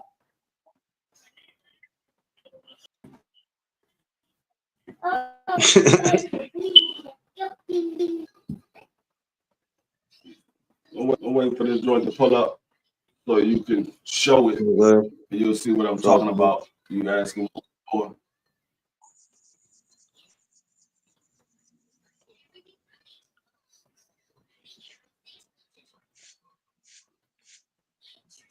Big Dream. Yeah, he is. Big Dream gonna be taking over everything. I don't know who this dude that Angelo Lee fighting, but doing this stuff. Hold up. The fight for the night. I was looking at his opponent. Oh, Leo? I was looking at his opponent. Oh yeah. 2:40 p.m. in the UK. Not long less. Oh shit. Tell everybody in the UK I said, what up? Me and Free gonna make a trip out there to the UK one day. We don't know when we coming. Joe, we gonna come to the UK. You gonna look out for us when we come out there, Joe? He is not bad. Might be a. Oh, you can't bring it up? I'm probably not gonna be able to do it. No. I'm talking about making a trip to the UK. I'm talking about making a trip to the UK. I'm probably not gonna be able to do it. Like 89 hours in the air across water. I don't think we can do that. Yo, Free, come on, man. I want to go to like. You can't leave me in the cold like this, please. I thought about it. 8, 9. You can't leave me in the cold like that, bro. You asking a lot. No. Yeah, come on, man. Hold up, I think on. Yeah. I'm gonna watch it tonight. I'm watching fights tonight and tomorrow. That's why I told my wife I ain't going no damn where. I'll keep my ass in the house. This fight's on this week. When this fight's on, I don't care. I don't think about going nowhere. Because I got a reason to stay my ass in the house. For real. I got a real reason to stay in the house. After a lot.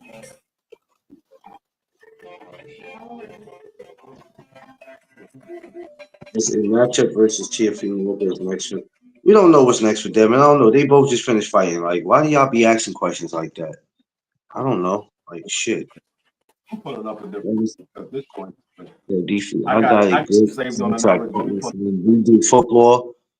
Talk. Rich introduced me to Steve, who is a New York Post reporter. And okay. Okay.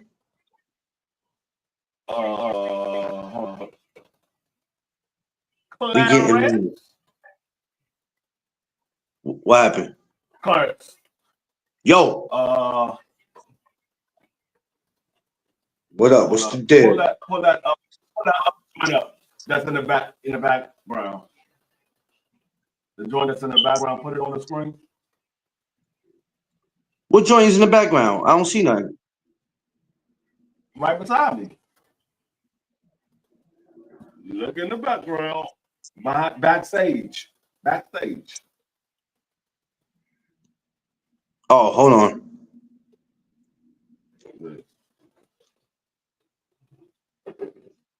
That's what we got coming up. Oh, Last Man Standing Tour. Oh, that's cool, y'all. Sports Talk Network. You and Thomas ain't gonna be coming up here getting all the money, man. Y'all need to get the hell out of here with all that, man. Y'all think y'all know what y'all doing. I ain't gonna let y'all take over this YouTube, man. This is what this is the flyer, and we're gonna I'm gonna put the amount to get into to each league. It's gonna be $50 to get into each league. But this one, like I said, last man standing last man standing will receive a cash prize of however many people get in. We'll tell you what the total amount for the grand prize. And these two right here, Pick'em and Fantasy, there will be a cash prize for the first, second, and third place for both of these, Pick'em and Fantasy. So this will start football season. So we just got to put. We're gonna put everything. We have our own company cash app. We have our own company cash app. So this is Sports Talk Net Cash app. So all of the money will go on there, and then once the winner is presented, because last man standing, it might not go to week 18. It might be a last standing in week number 9, and he will get all of the money in week 9. So it all depends on the other ones. It will go all the way to the end of the season. But last man standing is whenever there's only one person left. Now at the end of the season, week 18, if that week ended and we got two people, last two people standing, then we would just go ahead and split the prize between both of them. But it's last man standing for a reason. Whoever's the last person left in the pool, they will get the grand prize. So I'm gonna say he's gonna leave it at 50. So I'm gonna put the amount on there. I'm gonna put the cash app on there, and then we're gonna do a voiceover so we can put this commercial out to get people ready for the football season. We're gonna do that for the football season. But yeah, that's just something we putting together. Okay. Thomas gonna set us some leads, and I'll let Thomas know everybody that bought into the league and what league he bought into, because if you're doing last man standing, you would just put last man. You're doing P1, you will put Pick'em. If you're doing fantasy football, you say fantasy football, but it's $50 for each one of the leagues. If you're doing all three, then you'll put up 150 and say I'm doing all three. So it's $50 for each league, depending on which one you want to get in. I ain't mad. Sounds like a deal. Yep. Doesn't seem bad. I like it. That should work out. Y'all, what do you get? What do you get? Opinion on new fight night forever game coming up? It's a new fight night game coming up in December. Oh, I didn't know nothing about it. That's what I'm talking about. It's I saw on the cover of it, because I don't know if it was AI generated or if that was the actual cover. But I saw the cover and they had Manny Pacquiao and Javante, and it was somebody else on the cover. They had Manny Pacquiao in the middle. He was the biggest person that you could. And then they had behind him, they had Tank Davis, and then there was somebody else. I can't remember who the other guy was. But they had that on the cover. But I don't know if that was AI generated or if that was the actual cover. But yeah, that's supposed to be coming out for December, Fight Night 26. Wow. I gotta hurry up and get me a damn system. I'm playing too much now.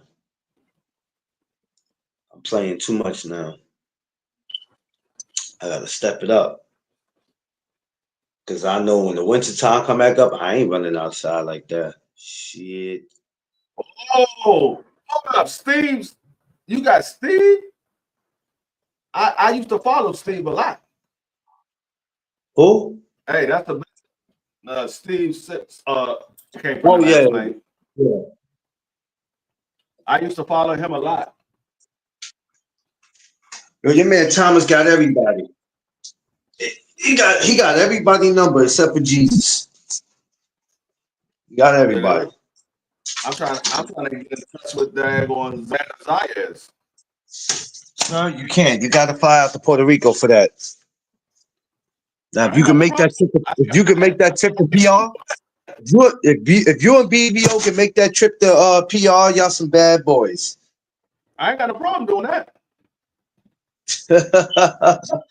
You have to go to.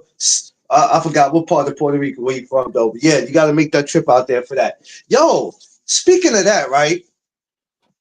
Not to bring it back up, but I'm just curious. He said, "No, I don't. I get lucky because of the other people." Oh, Xander in Florida. Yeah, he be in Florida. I'm gonna holler at Conor Loco. I'm trying to get Xander Zayas for an interview.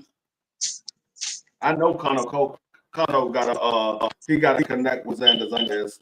Yeah, you know. Got to connect with Xander. Yeah, man, Conor got a connection with a lot of people, man. People don't know he got a connection with a busload of people. I've been wanting to interview Xander Zayas for a minute.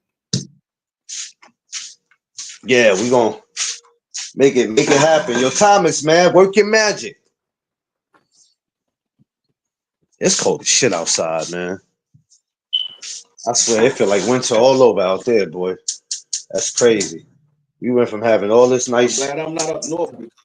It's not that cold out here. It's like about 67 degrees. Shit. They say it's in the 60s here, but it don't damn feel like it when you go outside. I don't know where more. Yeah. Yeah, he probably do it. Yeah, sir. Getting Xander would be cool though. And Xander, I'm sure Xander would do it because he likes to talk. Because I'm still trying to figure out this whole joint with him and Sebastian Findor. I ain't got no problem with the rematch with him, but I'm just like, damn. They don't want that problem. I've been telling you, people don't want to get in there with Xander. Xander is like that daggone 3-year-old kid that come running in your room at 5 o'clock in the morning. And you ain't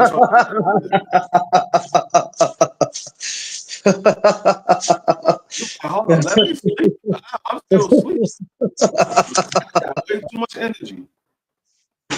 Hey, you said he like that 3-year-old that just comes running. He come running in your room like a damn Ultimate Warrior. That's the problem with Xander Zayas. They don't want them hands. No, Xander too jet. That man had energy for days. You might be right, Free. You just might be right, sir. I still would like to. You know what? I can't say it's any ducking him because it's gonna eventually you're gonna have to see him. Taking it to Tim Zoo, rematch is cool, but y'all gonna see each other one way or the other. Yeah, like that situation right there. Like that situation, I wouldn't say it's a duck. It's more of a money situation. It's more money for him to fight Tim Zoo than it is for him to fight Xander Zayas. Yeah. Listen, like I told you, I don't get mad no more. I don't get mad. Hey, make your money, man. People use everything as a duck. Oh, he ducked him. No, it's a business at the end of the day.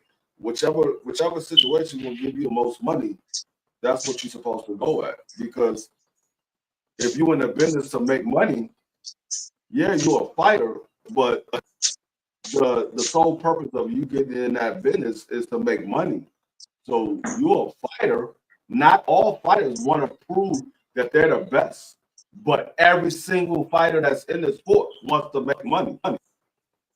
Yeah. So if I got a fight over here where I know it's a legacy fight or it's potential good fight, and it's going to pay me X amount of dollars, But I got another fight over here where it's much easier fight. It's gonna pay me more money. Fight this easier. Like, I'm going over here. It's fight more over here. I double that fight.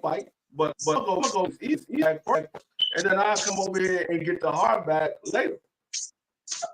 Yeah. So Yes. Every but I'm not knocking nobody. If they're willing to pay you more money for an easier fight, I'm not going to sit here and say, nah, don't go get that easy money. It's easy money. Like I said many times before, no single person that don't want to get some easy money. Shit, I'm looking to get some easy money right now. God damn it. I too. For real. I'm looking to get because I don't mind working hard. I don't mind working hard for my money, but goddamn, some things ain't worth doing. Even the person who might have problem eating. What I can make $1 million doing that. Back way add that $1 million to the money I already got. Yeah. Everybody want to eat money. That's a fact. That was the reason why she went over there to fight. Joe Cordini. They were going to give him some money for an easy fight. The reports was he was going to get $5 million to fight Joe Cordini. I would have took it too. That was an easy bag. Yeah, I ain't gonna lie. I'd be lying if I sit here and said I wouldn't have took it. Shit. I'd have took it. Big Dream would have took it. Yeah, we are fans. We looking for the best competition because we're fans looking at the sport. But these guys are businessmen in the sport, and they like, man, I'm trying to make as much money while I can for as long as I can. Because like I said, they don't, you know. Once it's over, it's over. There's no There's only a small portion of them that care about what the fans want. When you hear a lot of them be like, I just want to give the fans what they want, or the fans want to see it, cool. And then you got some people just going to be like, yeah, I know what the fans want, but at this point, I got to make my money, which means is, hey, the fans can want whatever they want, but this is what I want the money. I care more about getting the money than what you fans want. Because rather if you supporting that fighter or not, that fighter is going to get the money that he needs to get. You can sit there and say, I'm not ordering the pay-per-view. I ain't paying for the app. That ain't going to stop him from getting his paper. You can have 200 people in one day. You can have 200 people in one day all over the world. Just 200 people say, oh, I'm not ordering this. That shit ain't going to stop him from getting paid because 200 people say, I'm not ordering the fight. That shit don't mean nothing. Speaking of easy money, my company just landed 2 more contracts while I was on this daggone live. Oh man, y'all come to New York. I need y'all to act like y'all got some home training when y'all come here. So we just landed 2 more contracts. When y'all come here, that's all I ask. Act like y'all got home training. That's all. Brian Norman is going over to Japan to fight. If he wins, should he fight Boots? Should Boots be in there? I don't know. I'm kind of out of that talks because, you know, whenever we can't mention his name now, we can't mention Boots' name now anymore without having to bring Norman. And it's kind of like the same thing, vice versa. If it happens, then thank God. If it don't, I'm not even freaking mad because I'm not, for the next year or two or for the next 6 months, I'm not going to entertain, I'm not going to entertain it. If they make it happen, cool. I want to see it because the thing is, we want to see the best fights. Yeah, of course we do. But if the fighters don't want it, as fans, it ain't nothing we can do. Yeah. Appreciate that. Oh, Joe said, what's your company? His company, Joe said your company. Yeah. What does your company? Appreciate that. I do security. My company security company. Provide security officers, special police officers, bachelors, private city for different events, different people, different companies. We threw out about 7 states right now. DC, Maryland, Virginia, West Virginia, North Carolina, Tennessee, Florida, and Texas. To move to Georgia, Arizona, New Jersey, and New York by the end of this year. Yeah.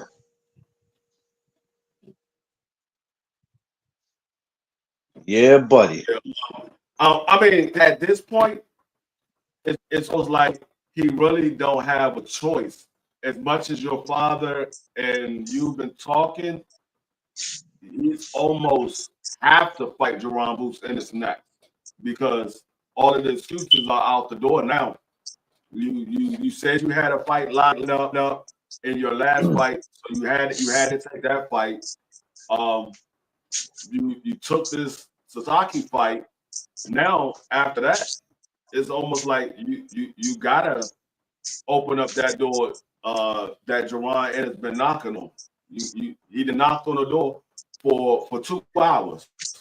You gotta open up the door now. He knows you home. You can't hide and say and act like you sleep. He said you can't act like you sleep. Answer the door. I know you in there. Right. Don't play like Cheddar Bob. Don't play like Cheddar Bob when Eminem came to knock on the door. He acting like he was asleep. And you see M had to come through the back door. Don't make Brian. Don't Brian Norman. Don't be the guy that Bruce have to come in the back door and approach you while you on the couch. Nigga D Hall said, "I need security right now. I'm getting mobbed." Oh damn! No D Hall. Damn. Who messing with D Hall? Not my Carolina brother. Damn. D Hall, you didn't got famous like that, D Hall, were they mobbing you?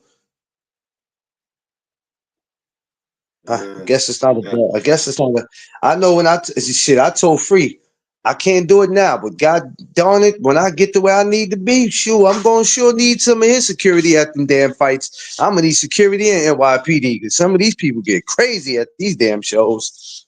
Yeah, these fans think that they the fighters. I started with this company from ground up. Literally, I came in as a regular security officer, well, a special police officer. Oh, he said get mobbed by ladies. Oh, D Hall, man, you know them ladies, man. You know they like the older OGs. You got the salt pepper beer. They like that, man. They be liking that. They be liking that, man. Them ladies be liking that, especially them younger ones. But then you gotta watch them because they really be wanting what's in your pockets. Gotta watch it. I started with this joint from the ground up. Now I'm a vice president, so I don't have to go out in the field no more if I don't want to. I can just sit at home and work from home. That's crazy. Y'all coming to New York will be a perfect fit for y'all because shit, it ain't nothing but places that'll need your services. Yeah, and I will be hiring for New York strictly right from DC and Maryland. I'll be sitting right here in my home doing interviews, doing virtual interviews. That's what I do now. I got an interview. Actually, I got an interview right now. Hold on one second. See if he answers the phone. Go ahead. Good morning, y'all. We just hit our second hour, y'all. I needed that. Shout out to everybody, in the chat, man. Make sure y'all smash that like button, like, share, subscribe. I'm at 592. Help me get up to 600, y'all. Before the year's up, I want at least about 800, 900 if I can subscribers, man. Y'all help me get up there. I know it's a slow process, but we gonna get it up there. Y'all gonna make it possible for me. So y'all make sure y'all share this out. Fight week, Josh Taylor tomorrow. We were just talking about him making his debut at 47. Where does he fit in with everybody else at 47? Well, tomorrow night is not going to probably say where he fits in. We're gonna probably have to see him come back one more time. So hopefully tonight won't be the last.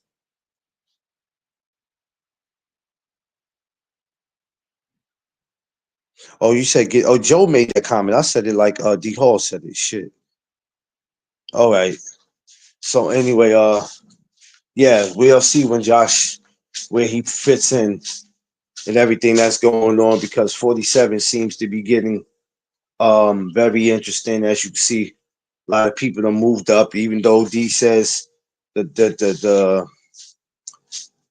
Devin Haney and Ryan has to happen again. I don't know what happens. If that don't happen, I'm still pushing for Rowley and Devin if it's possible. Josh Taylor should stop this. Oh yeah, he should, but then I look at guys different sometimes, Thomas, because especially with these fighters that we not familiar with, we don't never. And not saying you, a lot of times we don't like giving these guys credit because we don't know really nothing about them, and sometimes they can come in and spoil you whatever plans you got. This is Josh. He said he disagrees. Yeah, I don't know nothing about this guy. I might sit in today and look at something for him. I don't know anything about him. I would like to see Josh Taylor do what he do at 47. He should have been got here, but it happens. So I don't know, but I think Josh Taylor name deserves to be in there with everybody else at 47. But he going to have to prove himself. We haven't seen him since the Jack Catterall rematch. So, which that was a little minute ago. Um,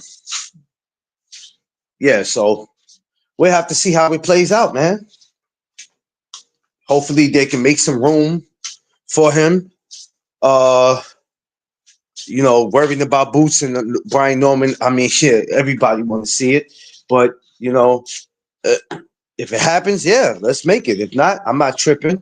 Um, we can possibly see Josh Taylor in there with a Brian Norman. Could we see him in there with Barrios? We don't know what happens with Barrios and Pacquiao. We got to see. I don't know, man. We'll have to see how this plays out. Well, all I know is that 47 is getting very interesting, and a lot of guys are figuring out that they can't make 40 anymore, and they're out. A lot of guys are figuring that they can't make 40 anymore, and they're getting the hell out of there. At some point, Jack Catterall, I'm sure he's going to probably get the hell out of 40. You might see him at 47. Does that set up a third fight with them? Who knows? We have Boots and T.O. that might be in talks, trying to set something up for August, like I said earlier, if you missed it. So, once again, who knows? Who knows who's going to face who this year? Because just when you think you got boxing figured out, boxing tricks you. So we don't know, man. Yeah, well, I think a lot of these guys you just heard me name, because like I said, 47 was getting dead at first because all we were looking at was Boots. And we were looking at him as the guy, but now you have the TOs, you have the Ryans, you have the Devins, you got all of them at the weight. So even with them at the weight, Boots is still that guy. Until somebody comes and proves wrong, he's still that guy. I think even Regis Prograis, who is not retired, he's supposed to be, I think. I think even he's still you still have to keep your eye on Regis. So Echo is nobody special. Look at his resume and who he has fought. Yeah. Well, I don't know. I have to go look him up. Just go watch him maybe, which I probably won't end up doing. I think I'm watching me some old school boxing today. I feel like watching. I feel like watching something old and classic. I don't know. I got to think about who y'all think I should go watch today. I want to sit back and watch some old boxing, man. Who y'all think I should go watch today, man? I don't know if I feel like watching an old Boots fight. Maybe I feel like watching an old Mike Tyson fight. Maybe a Roy Jones. I don't know. Foreman. I don't know. I wanted to step outside, but Muhammad Ali. Yeah, I could watch an Ali fight. I could watch an Ali fight. I could do that. Yeah, some guys, me and Free talks about this all the time. How guys be like 25 and 50. Like, you know what I'm saying? Or excuse me, dudes be like, they be having, no, excuse me, take that back. I apologize. Dudes be like 5 wins, 25 losses. And been knocked out 20 times. You know what I'm saying? It'd be crazy, man. Like, y'all think everybody in boxing walks around now? You probably thinking that's impossible, right? How is there a guy who has 5 losses? I mean, 5 wins and 25 losses. There's guys walking around like that. Y'all think everybody record is perfect in boxing? You tripping? There's a lot of fighters out there from other different promotional companies, other different leagues that you ain't never heard of, you ain't never seen, that actually got records like that.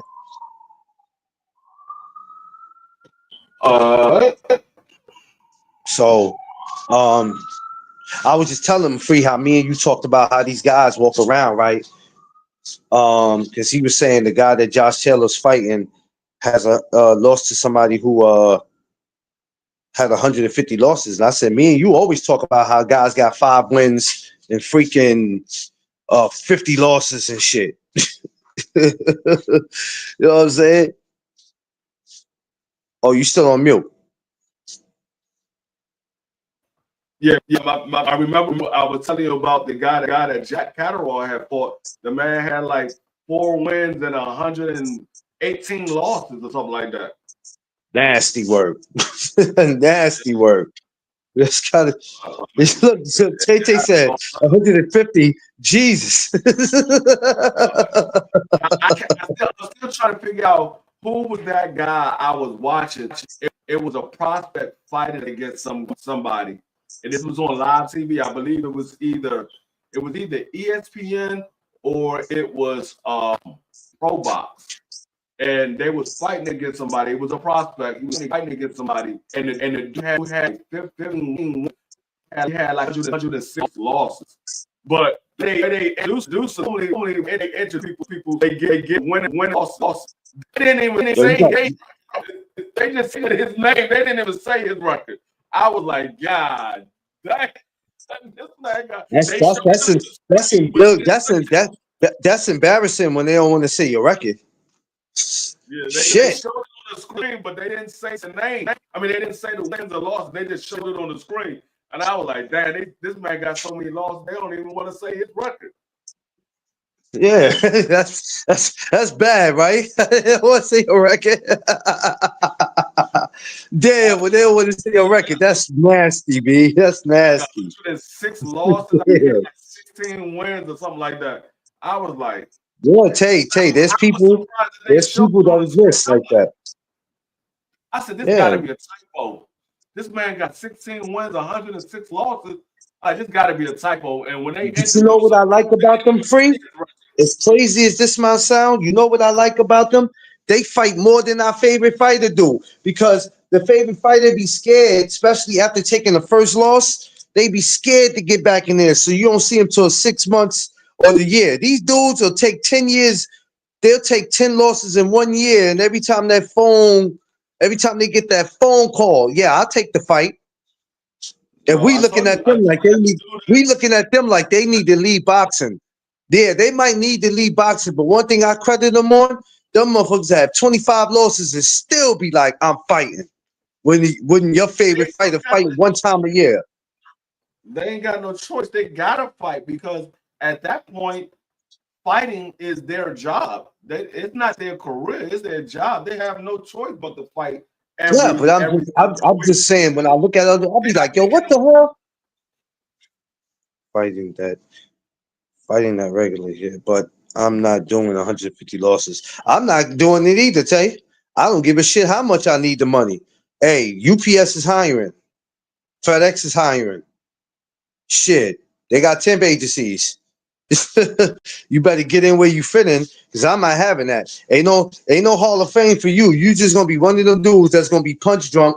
That either you gonna be somewhere standing in front of the liquor store telling how you used to be a professional boxer, or you ain't gonna be in nobody Hall of Fame. No, I'm not. But I'm not. I'm that's not. you know what I'm saying, At some Free. point, I'm just gonna say, you know what? I'm not good at this. No, I'm not good at this, boy. It's Because not many all I've ever what said is up, it? but that will be one of them.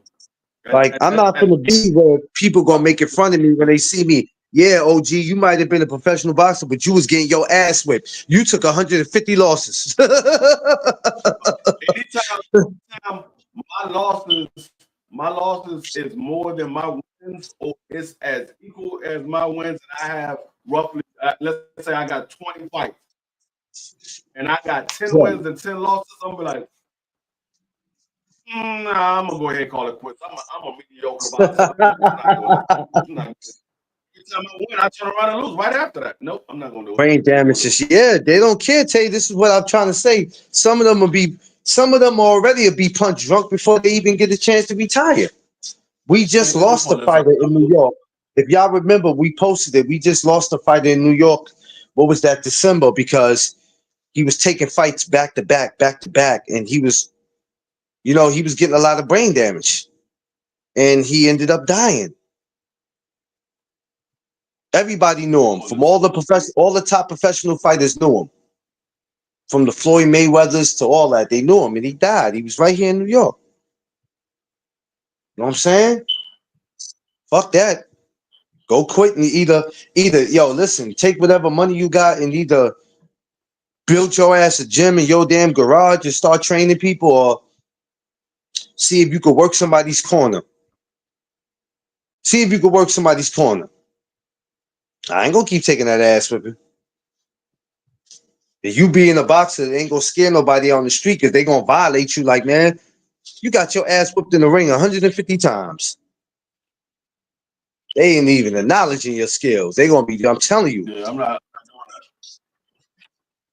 I'm doing all that for what? And then with you doing that, you ain't gotta worry about your family coming you asking you for money. They what they asking you for? Shit, what you got to get them? You got your ass whipped 150 times. Hold up. Yeah. I ain't doing all that. I want you to share this screen though, dog. I want you to share this screen. All right, let me know when you're ready. It is cold as shit. All right, hold on. Yo, Tay, you at work today? You go ahead and share. I got to work tonight. I got a meeting right now, but hey, go ahead and pull that screen up in the back.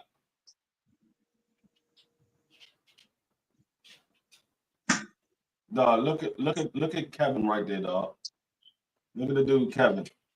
Let me blow it up a little bit. Yeah, exactly. I can't see it. She said, "Nope, I'm off." All right. You might gotta do it. I don't even know how to do that part yet.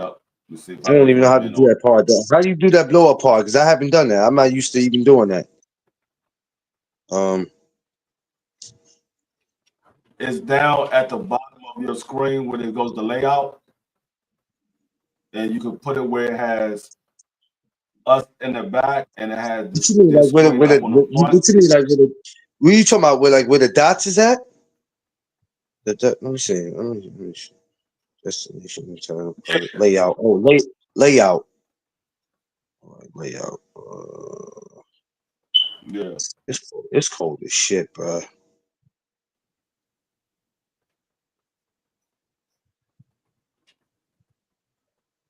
Hold on. No, the nigga Kevin McCastle, 15 wins, 163 losses. Damn. And 12 draws. The man has 15 I had to get up and move. wins. I had to get up and move. 163 losses and 12 draws. can't take a hint. I don't want to talk to you. Yeah, I'll tell you, you're gonna get a lot of that this summer, Tay. You're gonna get a lot of that. You might as well get prepared for it, Tay. You Damn, see that's the joint right here at the bottom. I'm showing you. yeah. I'm gonna show you which guy I'm trying to. Let me see if I can pull them up. I'm gonna pull them up because you should be able to see it better when I pull his name up. That don't make no damn sense. I was like, damn, 15 wins, 163 losses. Damn. Shit. This First is of a all, guy that Jack Catterall fought in 2018. His record was 15 wins and 163 losses in 2018. We in you just kissed my 2025 behind. right now. Let's see You where kissed my he's at behind 163 right times. now. There ain't no way. In the words of the late great Aretha Franklin, ain't no way. And he stank. How you be stank when it's cold? Taste stupid. I don't know how you could be stank. Period. Yeah, yeah. Still cooking. Salute. Yeah, I'm still cooking, man. I ain't rushing because I ain't going nowhere today for real. Erico, that's the only reason why I'm still on here cooking. Most thing I do is go get my wife, but outside weather is like funny, and I'm not dealing with it. I ain't dealing with it. Yeah, I'm trying to tell you, ain't no way, man. Hold on, Ain't no way. You crazy? I would have been I'd have been working in somebody's gym, working in their corner, or I'd be going to get my ass a regular 9 to 5. But I'm not gonna keep taking the punches. And then I'm already gonna have these youngsters out in the street trying to play me. Yeah, OG, you was a trash boxer and all that. The fuck out of here. I'm not with none of that. I'm not with none of that. I promise you. I will knock somebody baby out right in the dark alley. I'm not even playing. I'm not playing. I got paid today. That's why I'm outside the street. I gotta pay bills. So Tay, I hear you, Tay. Just be careful out there. All right, there you go, right there. He looked like a dude I know that played in the movie. Oh, 15 losses, 15 wins. Is that, wait a minute, correct me. Is that 15 wins, 224 losses? Can you hear me? Yeah, I said, is that 15 wins and 220? Yeah, I said, is that 15 wins and 224 losses? Can you Yo. Yeah, you hear me? Draw. When he fought Jack Catterall, he had 15. You hear me? Yeah. Yeah. Let me turn that.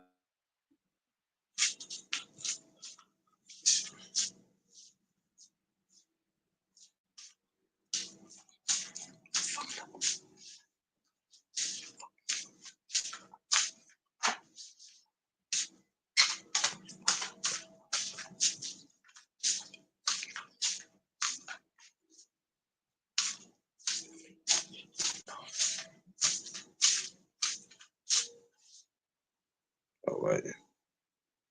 Bruce Gas, what's up? Top of the top to everybody. Smash that like button coming in, y'all. Get them likes up. We have 592. Let's get my subscribers to 600. Let's go.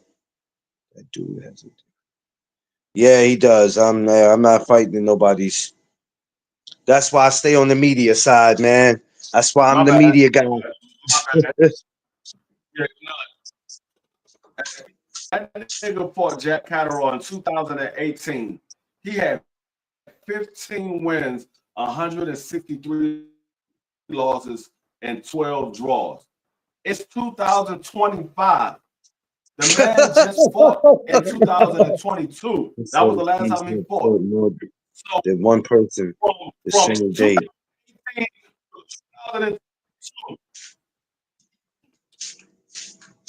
That shit crazy. From 2018 to 2022, he fought 61 times. And the man I don't know, Joe. I don't know how that works, man. Like these dudes, man. I don't know. I don't know how that works. I wish I had the answer. I really don't, man. I know I wouldn't be promoting no fighter and keep putting him through that. I'm letting his ass go. Get that. I don't need you on my promotional company. You ever notice these top promotional companies? You can't do that with these big promotional companies. I don't know. It might be no disrespect. It might be these low budget companies. That makes no sense. I don't know. I don't know, man. I know I'm not doing it, and I'm not promoting no. I'm not promoting no fighter that don't mind going out there getting his head beat. I ain't promoting no fighter that want to keep doing that. That's crazy. He's not. He's not with the promotional company. He's not with the promotional company. What that is, that's just a fighter that's in the gym. They looking for a fight. They call him up. He's not signed with a promotional company. But even when they pull him up, he still got to get on the. Looking for a He fighter. still got to. He still got to. Don't he still? Don't he still got to get? Don't he still got to get on the card that a promoter is doing?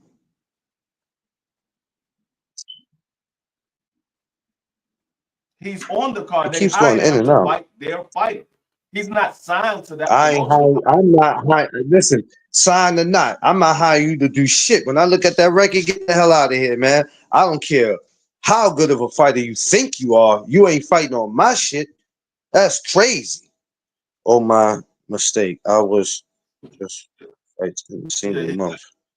Not literally the same day, my bad. No, it's okay, Joe. I got what you're saying, Joe. I got what you're saying. It's not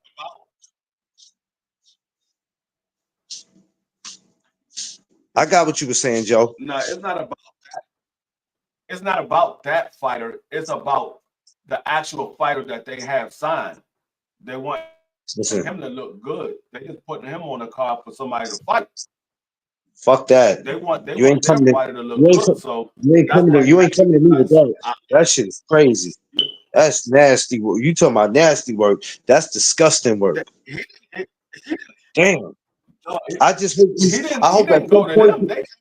No, regardless, it ain't a matter who came to who. I ain't entertaining that shit. I don't want you over here, and I'm telling my fighter, you ain't taking man hell. I don't, man. That's just me. Like, I just hope these men still could be able to function, which I doubt it when they walk away. When they're finally done, if a punch doesn't kill them, if they don't go home and go to sleep and not wake up, I pray that they be all right, man. It's God dog free. 163 losses, if you pay attention, if you paid attention to his record, he was out of those 224 losses, he was only knocked out 14 times. So he went the distance in 210 of those fights. 210 of those losses, he went the distance. I don't know if we give. I mean, yeah, but I don't know if we give credit for guys that get knocked out 14 times, because you know how we are here. You know how we are. You get knocked out 2 or 3 times, we judging you. 14. I don't know. It might have been a fight. I mean, he might not have got beat up in all of those fights. You look at the fact that he got 224 losses. Listen, you know what? When Manny listen, you know why I said, yeah, because you know why I said I couldn't give him credit for that? Because shit, when Manny got his ass stretched out for the first time, I thought then it was time for him to sit down. And we ain't never seen Manny get knocked out. But I thought after that shit, I was like, yeah, Manny, you might want to sit down on this one, dog. Okay, I'm starting to get warmed up now. Okay. Yeah, I mean, I'm just saying, like, you just automatically think that a person got beat up because they got. No, I don't think that he automatically got beat up. I think that he automatically needs to sit his ass down. Not just him, but all fighters like him. It ain't just him, because I don't want to make it seem like I'm just coming at him. It's a lot of them that, I don't know what these dudes be thinking, but goddamn, it's just sad. We just lost a female boxer just the other day. It's just this sport is different, man. Sport is different, man. And God rest that girl's soul, man. When Marcus left Manny face down, ass up, I thought it was time to hang it up. Yeah. But Manny managed to come back after that. He managed to come back and get some big fights. until it ended for him. I mean, every dog has their day. We seen Bernard Hopkins gets knocked out by Joe Smith. We seen Ugas, beat the hell out of Manny. I mean, every dog has their day. Every dog has their day. Boxing ain't shit. Like, you could play the NBA, you could play the basketball, you could play the baseball. We all know you can't play boxing. We know this shit already. But, hey, shout out to the ones that want to keep doing it. I just pray that when it's all said and done, I pray to God that they all will be all right when it's all said and done. You know what I'm saying? That's all. I never want to see nothing happen to any of these guys, man. You know what I'm saying? So, yeah, that's crazy, man. But now Hopkins didn't get knocked out. That man got embarrassed. He got knocked out of the ring. That man was embarrassed. If he would have had somebody in there that was just a little more, but see, I think it would have been, if you would have put Bernard at that time against somebody like, let's just say if Arthur Betterbeef was around, I think he probably would have slapped him. Yeah. He said he got embarrassed. He said he got embarrassed. Yeah, that is embarrassing. But thank God he was able to get up and walk away after that. Oh, Freeze coming back in again? Yeah, no, I had to come off of here because it was cutting in and out. Yeah, my computer was cutting in and out, so I had to come off of here. Oh, he knocked out the ring and hits the head on so hard on the ground. He was thinking. Yeah, he's stupid. That nigga Bernard got embarrassed. He ain't get knocked out. He got embarrassed. Knocked his ass out of the ring. That nigga was looking up back at the ring like, really? Yo, this is what we do? Hey, sometimes you don't know when to walk away. You're going to wish you did, but thank God he got all his senses. And that's what I'm talking about. Dude, I mean, that's what I was saying. That we was talking about that a couple of weeks ago. And I was like, man, Jack Catterall fought and he fought that man twice. The first time he fought the man had, I think, like 106 losses. Man, ain't no way. In the words of Aretha Franklin, ain't no way. The first time he fought that dude had like 106 losses. That nigga added 18 more losses. I mean, he added what? Damn, I just thought about it. The first time Jack Catterall fought him, he had like 106 losses or 118 losses, something like that. When he fought him the second time, he had 163 losses. God, that nigga was fighting like every other week. If I was B-Hop, I would have said test them immediately. Something is in there. Because he fought Jack Catterall fought him like 2 or 3 years later after he fought him the first time. Jack Catterall fought him like 2 or 3 years later. That man was fighting like every other week. Yeah. You got these dudes that be doing that. He lost to Jack Catterall the second time. He had 163 losses. That was in 2018. He retired in 2022. That man had 224 losses. He didn't win another fight. That man still only had 15 wins. When he got that 15th win, he never won another single fight after that 15th win. I said, did y'all hear me? In the words of Aretha Franklin, ain't no way. Like I said, something like that, no. After I would have got like 20 losses, I'd have been like, man, I'm done. No, I'm like, no, you can continue fighting. I'll tell you what, Free. What? I'm not standing around to get knocked out 14 goddamn times. I don't care nothing about going to no distance. After a while, something got to give here. I ain't gonna keep getting put to sleep. The hell going on here? You can continue fighting. You still got a career left, nigga. What am I still fighting for? I got 20 what am I still fighting for? I got 20 losses with 15 wins. No, I'm done. I'm not fighting no more. I'm done. The hell? I ain't gonna keep coming here to get put to sleep. Getting paid. I'm not getting paid like that because I'm fighting every other week. So I'm not getting paid like that. And I still got to manage, and I still have to manage to work a 9-to-5 job. Barely can go to my 9-to-5 job because this job is kicking my ass. I can't function. I'm going to. That nigga ain't had Shit. no 9-to-5 job. That nigga was fighting every other week. He ain't had no 9-to-5 job. You couldn't have had a 9-to-5 job. There's no way in the Nah. world you had a 9-to-5 job. You fighting like that. Yeah. I mean, if you did have a 9-to-5 job, that's probably why you got your ass whooped 224 times, because you was sitting there working and you supposed to be training. Exactly. You doing night shifts and all that when your ass should be running at night. When you supposed to be running at night, you over there driving the damn forklift at 3 o'clock in the morning, talking about Right. I don't get off until 7 in the morning. The fuck? What? I'm not doing all that. You doing I'm the not 10 to doing 7? I don't get off to Nah, I'm 7 in not the doing morning. all that. When your ass should have been running at 3 o'clock in the morning. Instead of running at 3 o'clock in the morning, you're driving a forklift. For these people who don't give a shit about your boxing career, they only care about what you do for the company. Not sir. No, sir. Not doing that. Like, what are we talking about, man? Like, gotta make it make sense, man. So I'm like, yo, if you don't care about yourself, you better, because let me tell you something. The money you made, if something happened to you and you pass away, you ain't got no money to get your ass buried. You'll be cremated. Mm-hmm. Ashes to ashes, dust to dust. That's what that shit gonna sound like. That's why I've been telling them. Y'all go ahead and play boxing if you want. I don't listen. I'm not getting beat up on for no chump change, and I'm not gonna keep doing that. After a while, a decision's got to make. I like fighting. Okay, if you like fighting, then maybe you should go get in a tough man tournament. And you might get your ass whipped in that, because you already halfway punch drunk. I don't be understanding these dudes, man. He said I wanted to be cremated.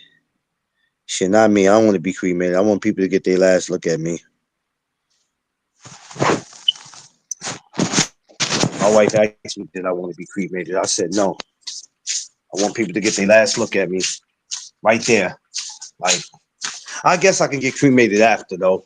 You know, but some people, they'll get cremated before. I don't know. It'd be crazy.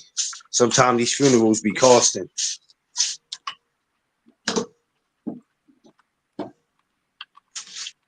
But, yeah, Free, I don't know. We don't usually do that last look thing in the UK. Oh, no? Oh, damn. Then I don't need to die in the UK then. That'd be bad. They won't get to say goodbye to me.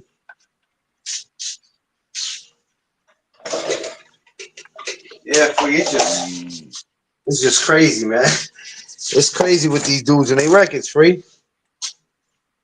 Yeah, I'm not doing that. I'm not doing that at all. You like, you know, how do you have a fighter that tells you, hey, Free, Coach Free, I don't give a damn how many fights I lost. Yeah, I lost 100 fights. I only won 15. I'm going to keep fighting, Free. What do you tell them? Do you be like, yo, I can't do this anymore. I should have been left a long time ago. I'm not about to stand around and watch you lose 100 more fights.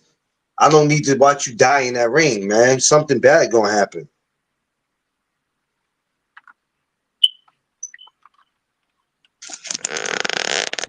Like, you know what I'm saying? I just, After a while, I'd be like, I can't do this. You gonna do this? You gonna do it by yourself. Coach, you leaving me? Yeah, I'm leaving you. I should have been got out of here. I'm not gonna keep watching you be somebody's doormat and they're gonna keep stepping on you. And then you gotta think about your financial. How much money are you really making off this guy as a fighter? You're his trainer. You know what I'm saying? Right. And then you turn around and say, yo, it ain't about the money. And shit, the coach got to eat too. So, shit, after a while, fuck, it is, I love you, but I ain't going to keep standing here watching you take these ass whoopings. Like, what the fuck are we, like, what are we talking about here? I'm not going to keep doing it. Because you don't know when to walk away. You don't know when to say enough's enough. I can't stand there and watch that. Matter of fact, I'm not even about to let it get to 100 fights. After a while, I'm gonna tell you, you better start thinking about what it is that you want to do. You gotta wonder whether that guy has family that cares about him. Yeah, yeah. Sometimes your family do. They try to talk you out of it, but there's just certain things you can't talk people out of. And then you got those that if they think he can get some money out of you, they're gonna tell you to keep fighting. But how much money you think he getting? He's only getting probably enough money to function.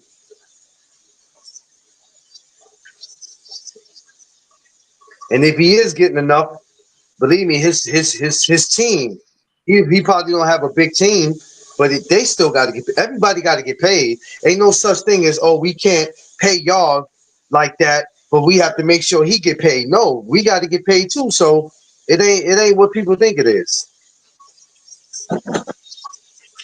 It ain't what people think it is. It's fucked up, but it is what it is, yo. Yep. That's what we need. That's how things go. Yeah, you know what I'm saying? What you think? His team got to get paid too. Well, we can't pay his team. We can only pay him. He's the fighter. No, it don't work like that. Shit. The team will walk away from you. Y'all ain't see what was it? Southpaw? Y'all ain't see that movie? Shit. People can't get paid. What they do? They break out. Right. You see how they did him? And that was sad. That was sad how they did him, yo. Run it up. And that's not just a movie. That's not just a movie. That's real life. That's how they do. People break out on you. You ain't got it no more. Wherever the money is where people gonna follow.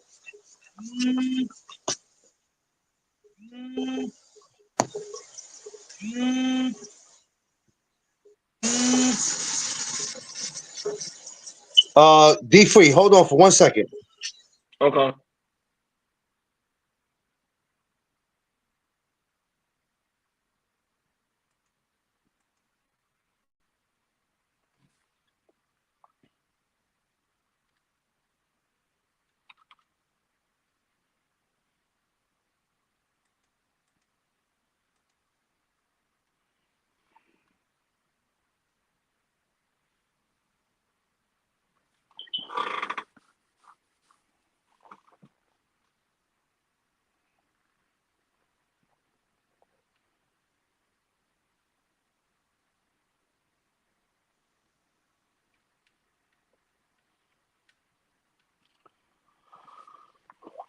Oh.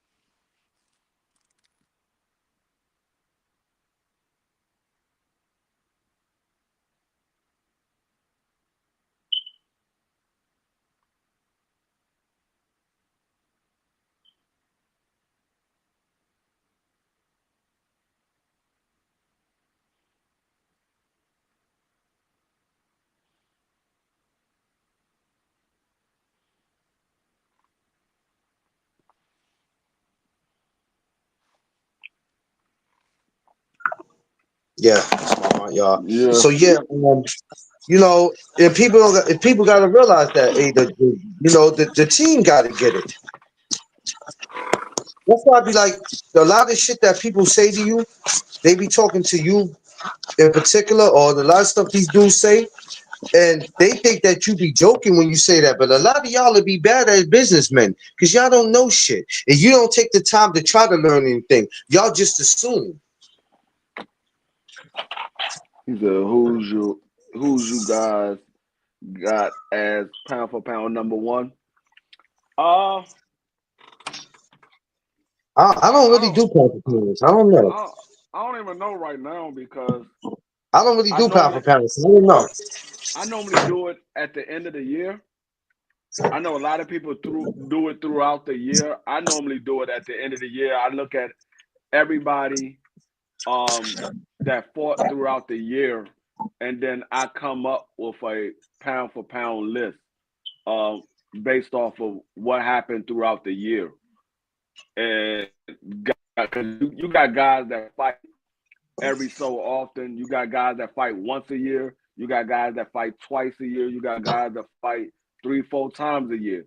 So I do it at the end of the year because if you do it throughout the year, you be putting up a pound for pound list like every 3, 4 months.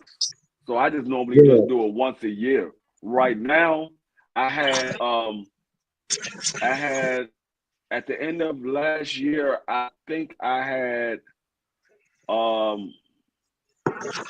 I had Bud Crawford #1. I think I had Bud Crawford #1 at the end of last year. I think I had him #1. And I think I had Tank Davis #2. I had Monster Inouye #3. Um, and I can't remember who I had after that. But I gotta go back and look. I got it written down somewhere. But I believe I had Bud Crawford #1, Tank #2, and Monster #3.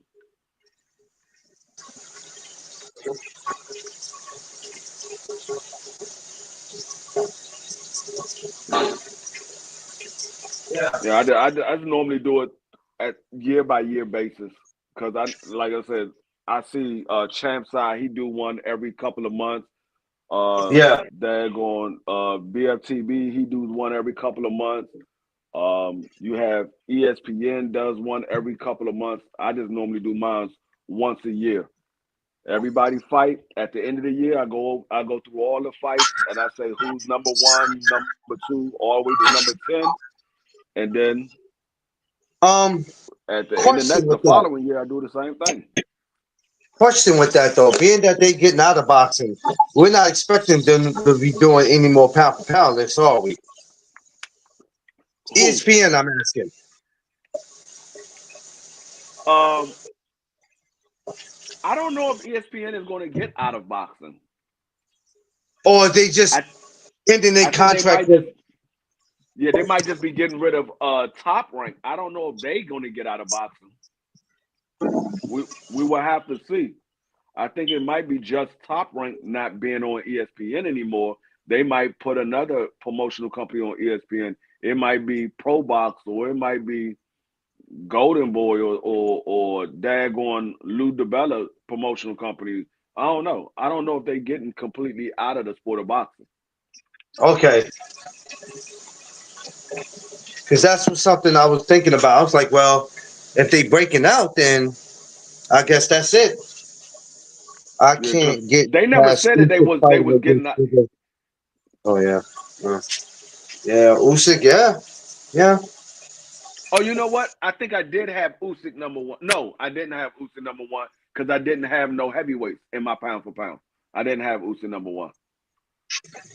I didn't put no heavyweights. I don't knock anybody that put heavyweights, but I didn't put any heavyweights in my pound for pound Why is it because of why the simple people fact. what's happening to I don't know. I don't know, Joe. That's a good question. I don't even really deal with them. I don't know. I know they're in court right now. They got a lot of stuff they going through, and whatever's going on in their household, they got to fix it. That's all I know. But far as where they will land, I don't know. That I really can't answer. I have to talk to somebody that is in the inside that could be able to put me on to that. But I really don't know what they're doing. I really don't.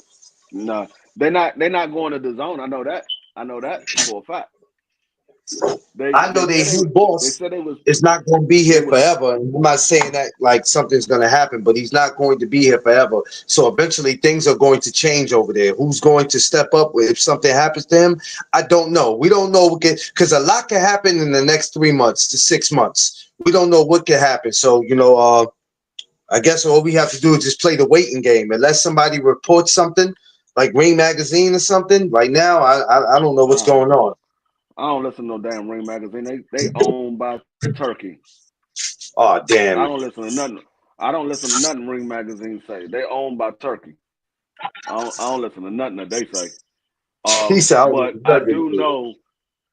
I do know that they said they was going to partner up with PBC, so they could be going to Amazon Prime because they said they're going. Well, I ain't gonna say partner up. They said they're going to be doing a lot of business with PBC. They're going to be doing a lot of business with PBC, so they could be going to Amazon Prime because that's what came out of Bob's mouth. He said they're going to be doing a lot of business with PBC. I hope they change who they do the credentials with, because they horrible when it comes to that. Jesus, they're So, horrible. as far as getting credentials. They are hard. They are horrible in that department. They horrible with a lot of shit. That's why they in the predicament that they in now. You know what I mean? You can't do business any kind of way you want to and expect to get good out of it, man. You know, but it is what it. You know, it is what it is. Um, Let me ask you something, Free.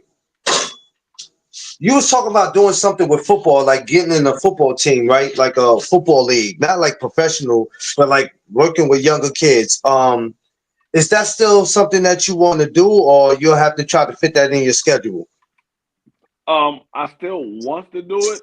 I just have to have time to do it because right now that I'm the vice president for my entire company, um, it starts to draw more of my attention, far as hiring, because I'm the vice president of human resources and recruiting for my entire company. So Yeah. I gotta do a lot more recruiting and a lot more paperwork when it comes to people getting disciplinary actions done and stuff like that. So it draws a little more time from me, and that's something I got to discuss with my owner, as far as my pay and my hours, because right now they have me on a select amount of hours that I work throughout the day, and like I only work 4 days a week. On the weekends, which is Friday and Saturday, I work in the field for 4 hours each day if I choose to. I don't have to work if I don't want to. I could just work from home and not work in the field at all. That's my choosing. They said if you choose to go work in the field, that's your choice. But we telling you you don't have to work the field no more. So that's my choice if I choose to go work in the field or not. Um, so um, I have to have the time to be able to deal with um, the football league because we have to have practice throughout the week. Um, and with you having practice, yeah, it will be after school. So I have time, but I still have other things that goes on in my house. Got to make sure my wife is straight, make sure all of the grandkids is straight, and my stepdaughter is straight, because sometimes I got to pick her up from work. The grandkids might have doctor's appointments and stuff to go to and stuff like that. Being though I'm the only person in the house that drives because my wife can't legally drive anymore. I mean, she has a The driver's license, hell? but she has a driver's license, but her doctor says she's not supposed to drive because of the 2 episodes that she had. They said she's not supposed to drive. Oh, So I'm the only okay, I one get it. I get it. that's actually driving in the household. Like, to be I honest get with you, it. I don't even know if my wife even know how to drive anymore because I've been driving for so long now. I don't even know if she know how to drive anymore. Oh, damn, Free, really? Like, I literally been driving every single day since what, September of last year. I've been doing all of the driving every single day since September of last year. Well, you might want to hire you a driver. I need to be making some serious change if I'm hiring a driver. Come on, Free, you got it. You can buy a mansion right now if you want to. You just bullshit. Uh, Nah, I got things that I'm trying to get accomplished. Like, I'm still trying to get my office situation set up for my personal office at home. I mean, it's coming together, but it's not exactly how I want it just yet. We're Yeah. about to move. We're about to move into a house. Hopefully, we get word of that today or tomorrow. We're about to move into a house. Um, and maybe that'll be it. I have more room to set up my office the way I want to. But right You now, moving? I mean, You huh? moving? You Yeah, moving? we probably be moving into a house. We're hoping to get the word either today Congratulations, or man. You tomorrow. got it. Yeah, yeah, I'm hoping so. I'm claiming it. I'm just waiting to get the word that we can come pick up the keys. Oh man, my man Freedom did it. That's what I'm talking about, Free. My man done Yeah, did it. so so there, like I said, That's a good thing. You need the house. Hopefully it's a lot more, a lot more space. You can do a lot more things, man. Cause my brother. Yeah. apartment is like you Hey, can only do hey, so hey, much. Joe, yeah, like my wife didn't have no seizures, so she didn't get her license taken. But the doctor just said because of the two episodes that she didn't have any seizures. She had two strokes. So luckily they wasn't real bad strokes. She's not paralyzed or anything like that. She still have the activities of all her limbs. But they said because she had two of them, that they don't feel comfortable letting her drive. So she still have a driver's license, but the doctor just said it's best for her not to drive. So she hasn't literally been revoked of driving, but he just said it's best for her not to drive because you don't know when a stroke is going to occur. It just occur Right. out of the blue. If your levels get a little off, you can have a stroke or whatever. So they just said it's best for her not to drive. Which is it's good because you could be in it's almost like having an asthma attack. You don't know when it's coming, Right. and and if it happens, you're by yourself. You're in the car. There's nothing you can. You know what I'm saying? Right, right. Because like Nothing you where can we do. live at now, it's like a 40, 45 minute drive to her job. So anytime she's driving by herself to her job, if something was to happen, I would never know until somebody called me. No.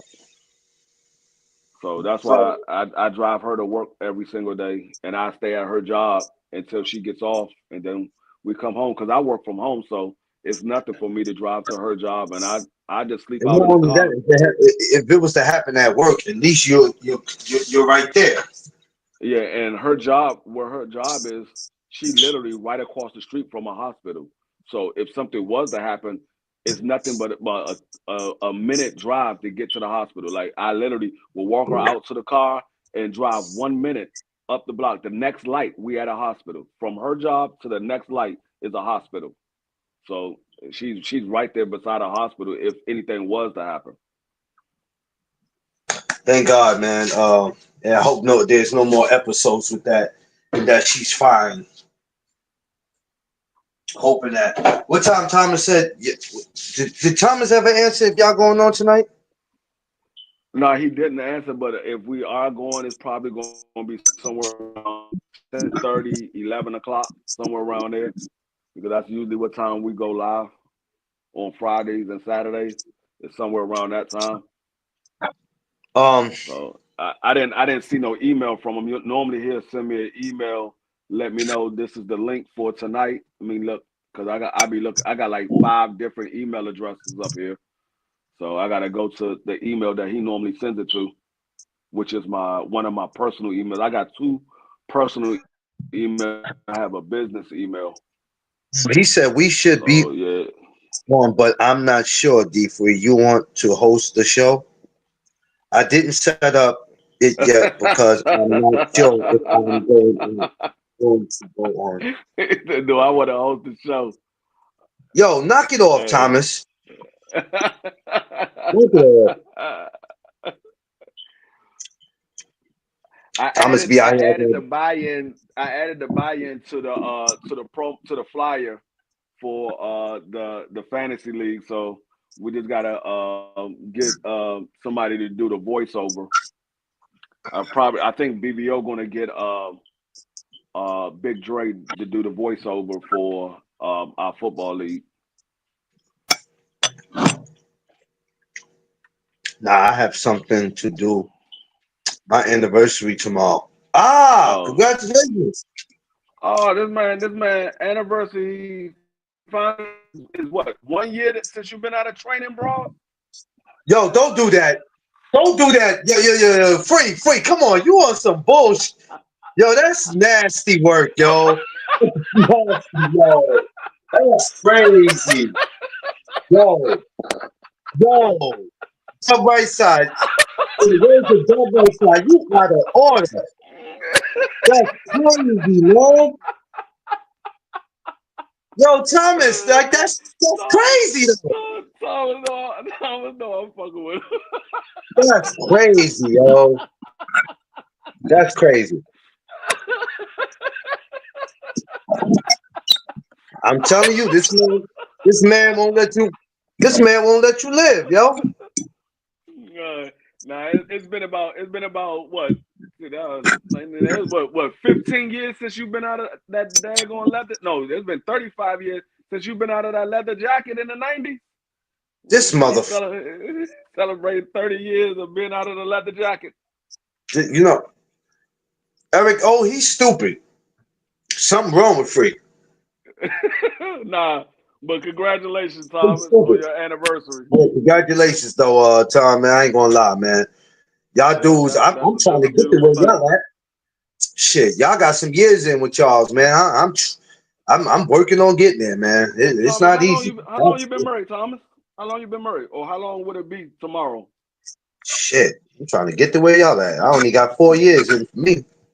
That's light. Yeah, I'm going on my 7th year, December 8th. It'll be 7 years for me and my wife.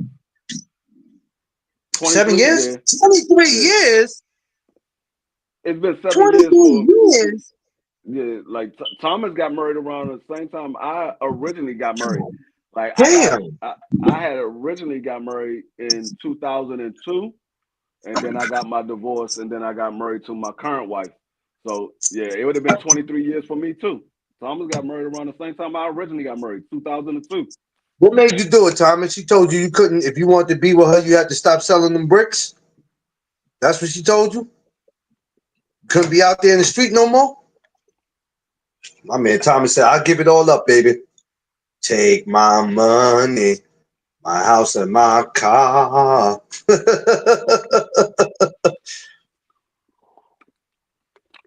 Nah, congratulations, Thomas. Make sure you tell the wife I said congratulations. Thomas, you still got kids that live in a house. You can't do no freaky deaky.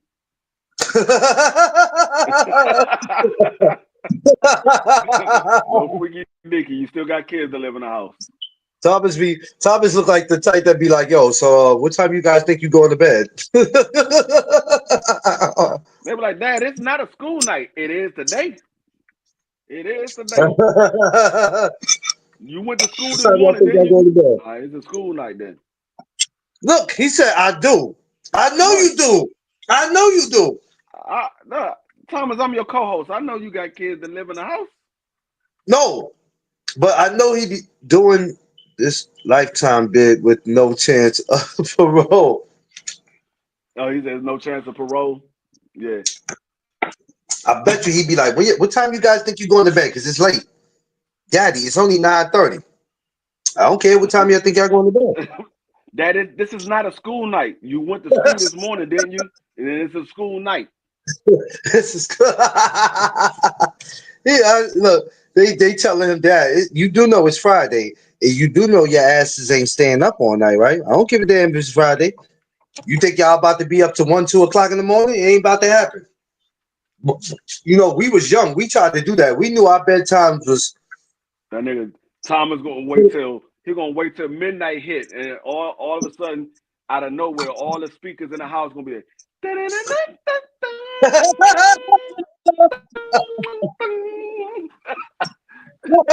she gonna be like, babe, go to bed and play that tomorrow.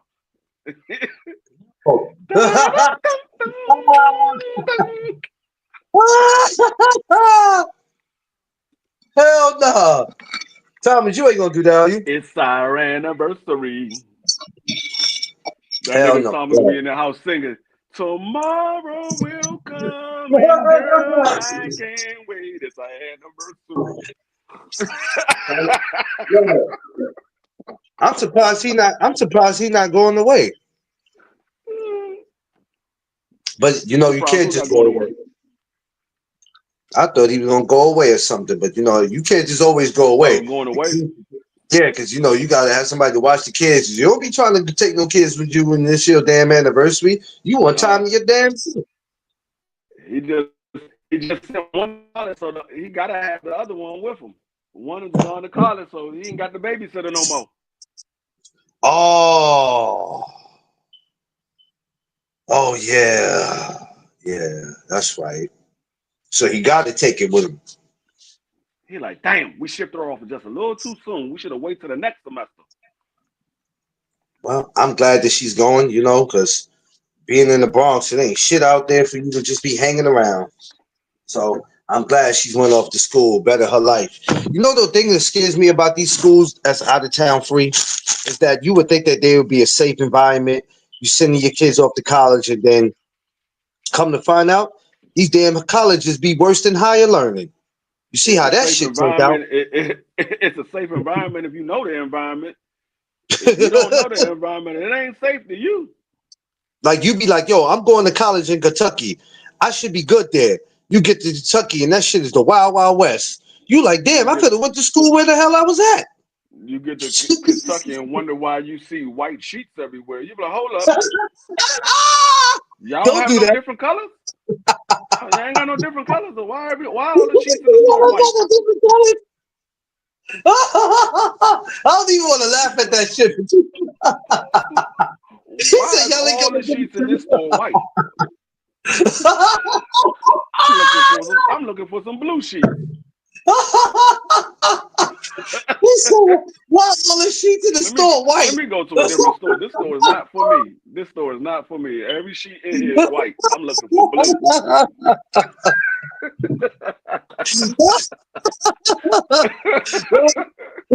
She's the only color yourself. Oh shit. Yo. Hey, that would be so foul. You can't get no other color sheet but white. You walk over to the daggone Oh. bath and bed section and you see everything in there is white. You be like, hold up, man, hold up. Y'all got white towels, white sheets, white curtains. Man, y'all ain't got no other color in here? They were like, yeah, we got other color. Not for you. It's only white for you. You made me spit to death. What? Hey, look, you go use a credit card.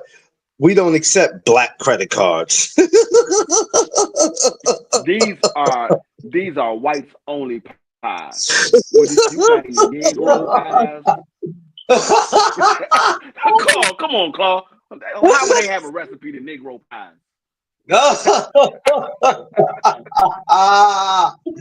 Oh God, you got me wanting to watch Life now. How would they have the recipe to Negro pies? Come on, Claw. All right, come on. Let's talk. You want to talk turkey? Let's talk turkey.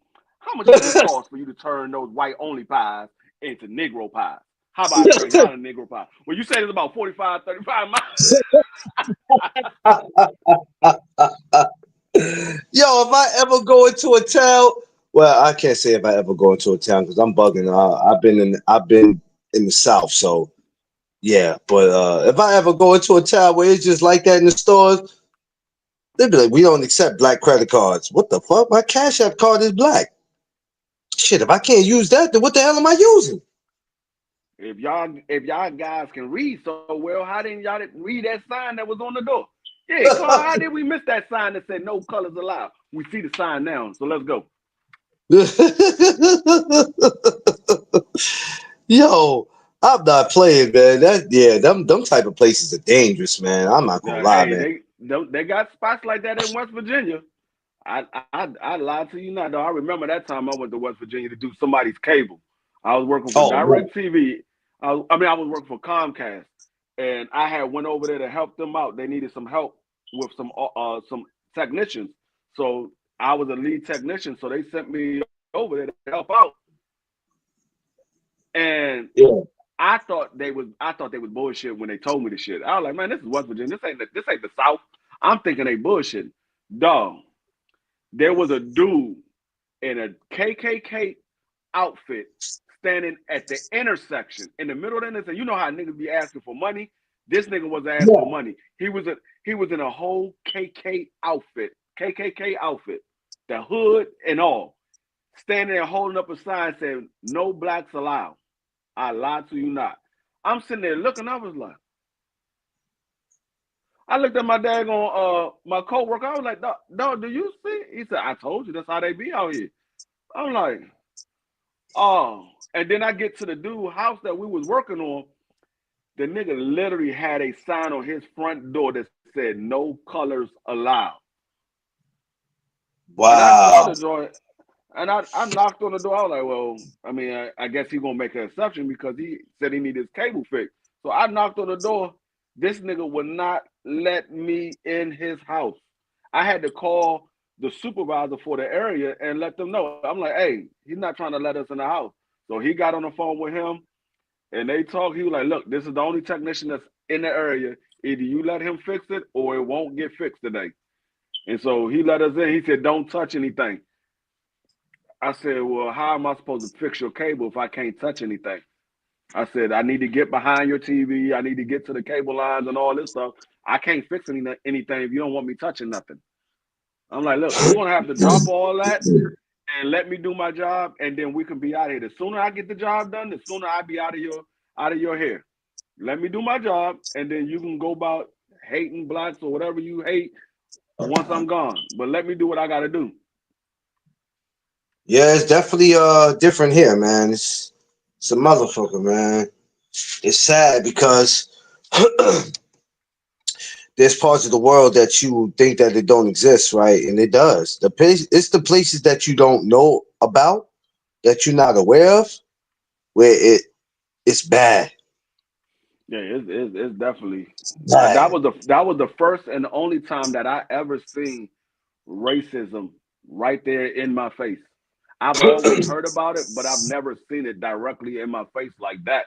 That's the first time I've ever seen anything like that. I've been in neighborhoods where it was predominantly white when I lived in New York. When I lived in Carmel, if anybody know about Carmel, New York, that's um what's that? What county is that? It's not Westchester. It's the other one right above Westchester County. Is that it start with a P? Is it Poughkeepsie? No, that's the city. But whatever it Yeah. is, it's in that county, and majority of the people out there are white, and they was friendly as hell. I ain't had no problems with them. And like I said, they was leaving their doors wide open when they went to sleep. I was like, nah, I'm gonna go ahead and close this door. They were like, you ain't gotta close. I said, I'm gonna close it. I'm gonna close Nigga, the I'm door. closing my. I don't give a I fuck. don't care what y'all. I'm closing. I'm closing my door. Yeah, Yeah. Putnam Valley. Yeah, that's in Putnam. And they were sleeping with their doors wide open. I was like, nah, I'm gonna close this door. They didn't lock their cars or nothing. I was like, I'm not trying to be the first dude to get killed out here. They're like, no, we ain't never had no problem. When I saw that the white dude walk past the front door and he looked in because he never seen me before. He knew my cousin and the roommate, but he never seen me before. This is the first day I was up there. That man looked in the door like he ain't never seen me before. I got up and slammed that door. My cousin and the roommate came out. They were like, what happened? I'm like, man, some dude just looked in his joint, man. I'm not sleeping with the door wide open like that. They're like, oh, that was our neighbor. He probably didn't know who you was. I said, well, I don't know him. He don't know me. I don't know what he gonna do. I'm closing this damn door. Yeah, I'm not. I ain't playing them Yeah, type of but games. they like I said, I've been out there. They was cool. I ain't never had problems with white people before. I never had problems out of no race. Any race I ever been around. I mean, because I'm not that type of individual. I get along with everybody. I never had no problem. That was the first time I've ever seen racism like that. And that joint shocked the hell out of me because I'm used to being around a lot of black people anyway. So when I saw that dude standing on the at the intersection, I was like, "Oh, this different. This real different." I'm not used because that would if he would have did that in DC, that dude would have been running down the street. That white sheet would have been red. It wouldn't have been white no more. That joint would have been red, muddy, dirty. He didn't got beat up, stomped, all kinds of stuff. I We ain't remember when playing they that had the type of little game. they had the KKK protest that came through DC. Them dudes got ran out of DC real quick. They Yeah, had police protection, but that police wasn't protecting very much because they got ran out of DC real quick. yeah, we ain't playing them type of games, man. Like I said, I love everybody. You know, as much as I try. But if you want to play that card, then I'm like, all right, I got something for you. But I love everybody. Just like when it comes to boxing, I don't just love black fighters. I tell people my favorite fighters are Puerto Rican and Mexican fighters. I will admit that, and it's been like that. Yeah. You know what I'm saying? My favorite fighters retired a long time ago. I tell You know people what I'm all the time, saying? I don't have a favorite fighter. They What retired a up? long time ago. I like all fighters in their equal way. It's When we when certain we get things some fighters do that I like, some things other fighters do that I like. There's no when we, particular fighter that I say, I just like this fighter. This is the only fighter I like. Nah. when we get those Puerto Rican versus Mexico fights, I love them. I always tell people it was my favorite, man. You know what I'm saying? I don't be sitting there like, oh, because I'm black, all I'm supposed to do is like black fighters and that's it. Nah, hell no. It'll never be like that. Boxing would be boring to me if I just turned the TV on and go, oh, here's a European dude and a Mexican dude. I ain't watching this shit. He ain't black. Nah, I'm not doing that. I'm gonna watch who I like because I like everybody. It is, you know, he's from just up the road here. Yeah. I know you got some amateurs out there, Joe. You got to put me on with the amateurs out there in UK, man. What's going on with the boxing out in UK, man? I might get some amateurs up here. You got to put me on. I need to know about them out there. Yeah, it is, Joe. Unfortunately, it's sad, but it is what it is. It was here before any of us were born, and it's going to be here after we're gone.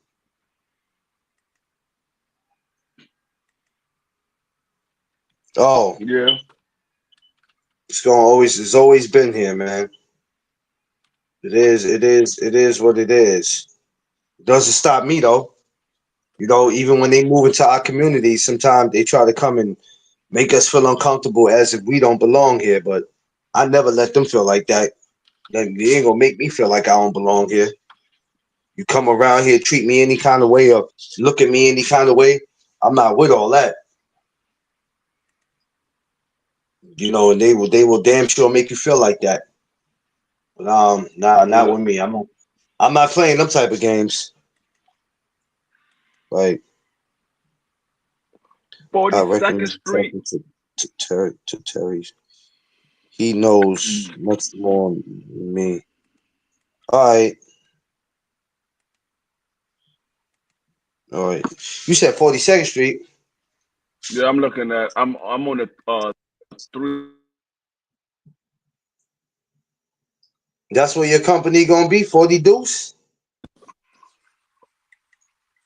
No. I'm on the 3D map and I'm looking at 42nd Street right now in Manhattan. Now I'm trying Oh, to. I think we probably going to be. We're probably not going to be in the city. We're probably going to be somewhere, probably like White Plains or something like that. We might be in the city. Um, it all depends on where the director live at. Because man, normally you plan on we opening try up to. one? Are you planning We on probably opening up one, just one, like one location in New York, or multiple in New York? when we come to a state, we cover the entire state. Now, the headquarters is going to be in one location, but we will cover the entire state. So even though the headquarters might be, let's say the headquarters is in White Plains, New York. It's going to be normally the headquarters is going to be somewhere close to where the director lives at. So if he does need to have meetings, he can get to the office and have his meetings or whatever have you. But he might be in White Plains, New York, but we might have a contract in Syracuse, New York. It might be a contract in Buffalo, New York, but the headquarters is going to be in White Plains. That's just like right now we're in Texas. The headquarters for Texas is in Houston, but he got contracts in Dallas. That's like a 4-hour, 3-hour trip to get back and forth to Dallas. But because he lives in Houston, so that's where the headquarters is at. Is normally wherever the director is, because when we come there, whoever the director is going to be for that state, the headquarters is going to be somewhere close to him. Like we have Florida, and the headquarters is right there where we got our first contract, because the director for Florida, he doesn't live in Florida. He lives up here, but he's the director for Florida. So whenever he has to have meetings in Florida, he will fly down to Florida, have his meetings. And then he also runs Virginia and Tennessee. He lives in Virginia, but he runs Virginia, Tennessee, and Florida. So he runs 3 different states. So it all depends on wherever the director is going to be at. That's where the headquarters is going to be. But when we come to a state, we take the entire state. It's not just a city. Like if we go to Brooklyn, we will be in Brooklyn, Queens, Long Island, Staten Island, Bronx, Westchester, Putnam. We'll be in the entire state. It's just that's where the headquarters is, because that's where the director stays at. You bringing Crush with you? You bringing Crush with you? Am I bringing who? Crush. I'm not bringing anything. I'm bringing my ass right here in Maryland, and I'm doing everything on the computer. Sir, you stopping to Philly and you picking up our brother Crush? Oh no, we coming to Pennsylvania too, so Crush can stay right where he at. We coming to Pennsylvania. Oh, that's good. Y'all coming to Philly too. Y'all going to PA. That's good. Jersey. I can't hear you. When we take New Jersey, Pennsylvania is probably be. Yeah, when we take New Jersey, Pennsylvania is probably going to be grouped inside of it, because we're going to get the tri-state area. We're going to get Pennsylvania, New York, and New Jersey, and we probably end up getting Connecticut as well. The main reason why we getting New York is because of the Smithsonian. We about to come up for that contract deal with the Smithsonian, and when you get the Smithsonian, you have to get all of the Smithsonian. So you have to cover security in every state that the Smithsonian is in. So right now the Smithsonian is in New York, it's in DC, and it's another state. I want to say New Jersey, but it might not be New Jersey. It might be Pennsylvania. But wherever the Smithsonian is at, you have to cover all of those states that the Smithsonian is in.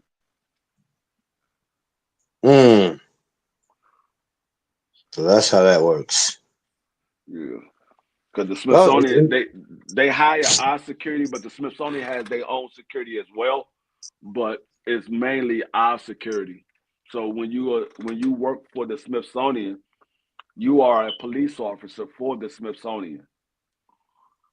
Yeah. They have their own police officers. Oh, so y'all Gucci. Yeah. Y'all Gucci. I don't think I can make 5 hours. No, what's this? 4 hours? Shit, I ain't finna be on here no damn 12.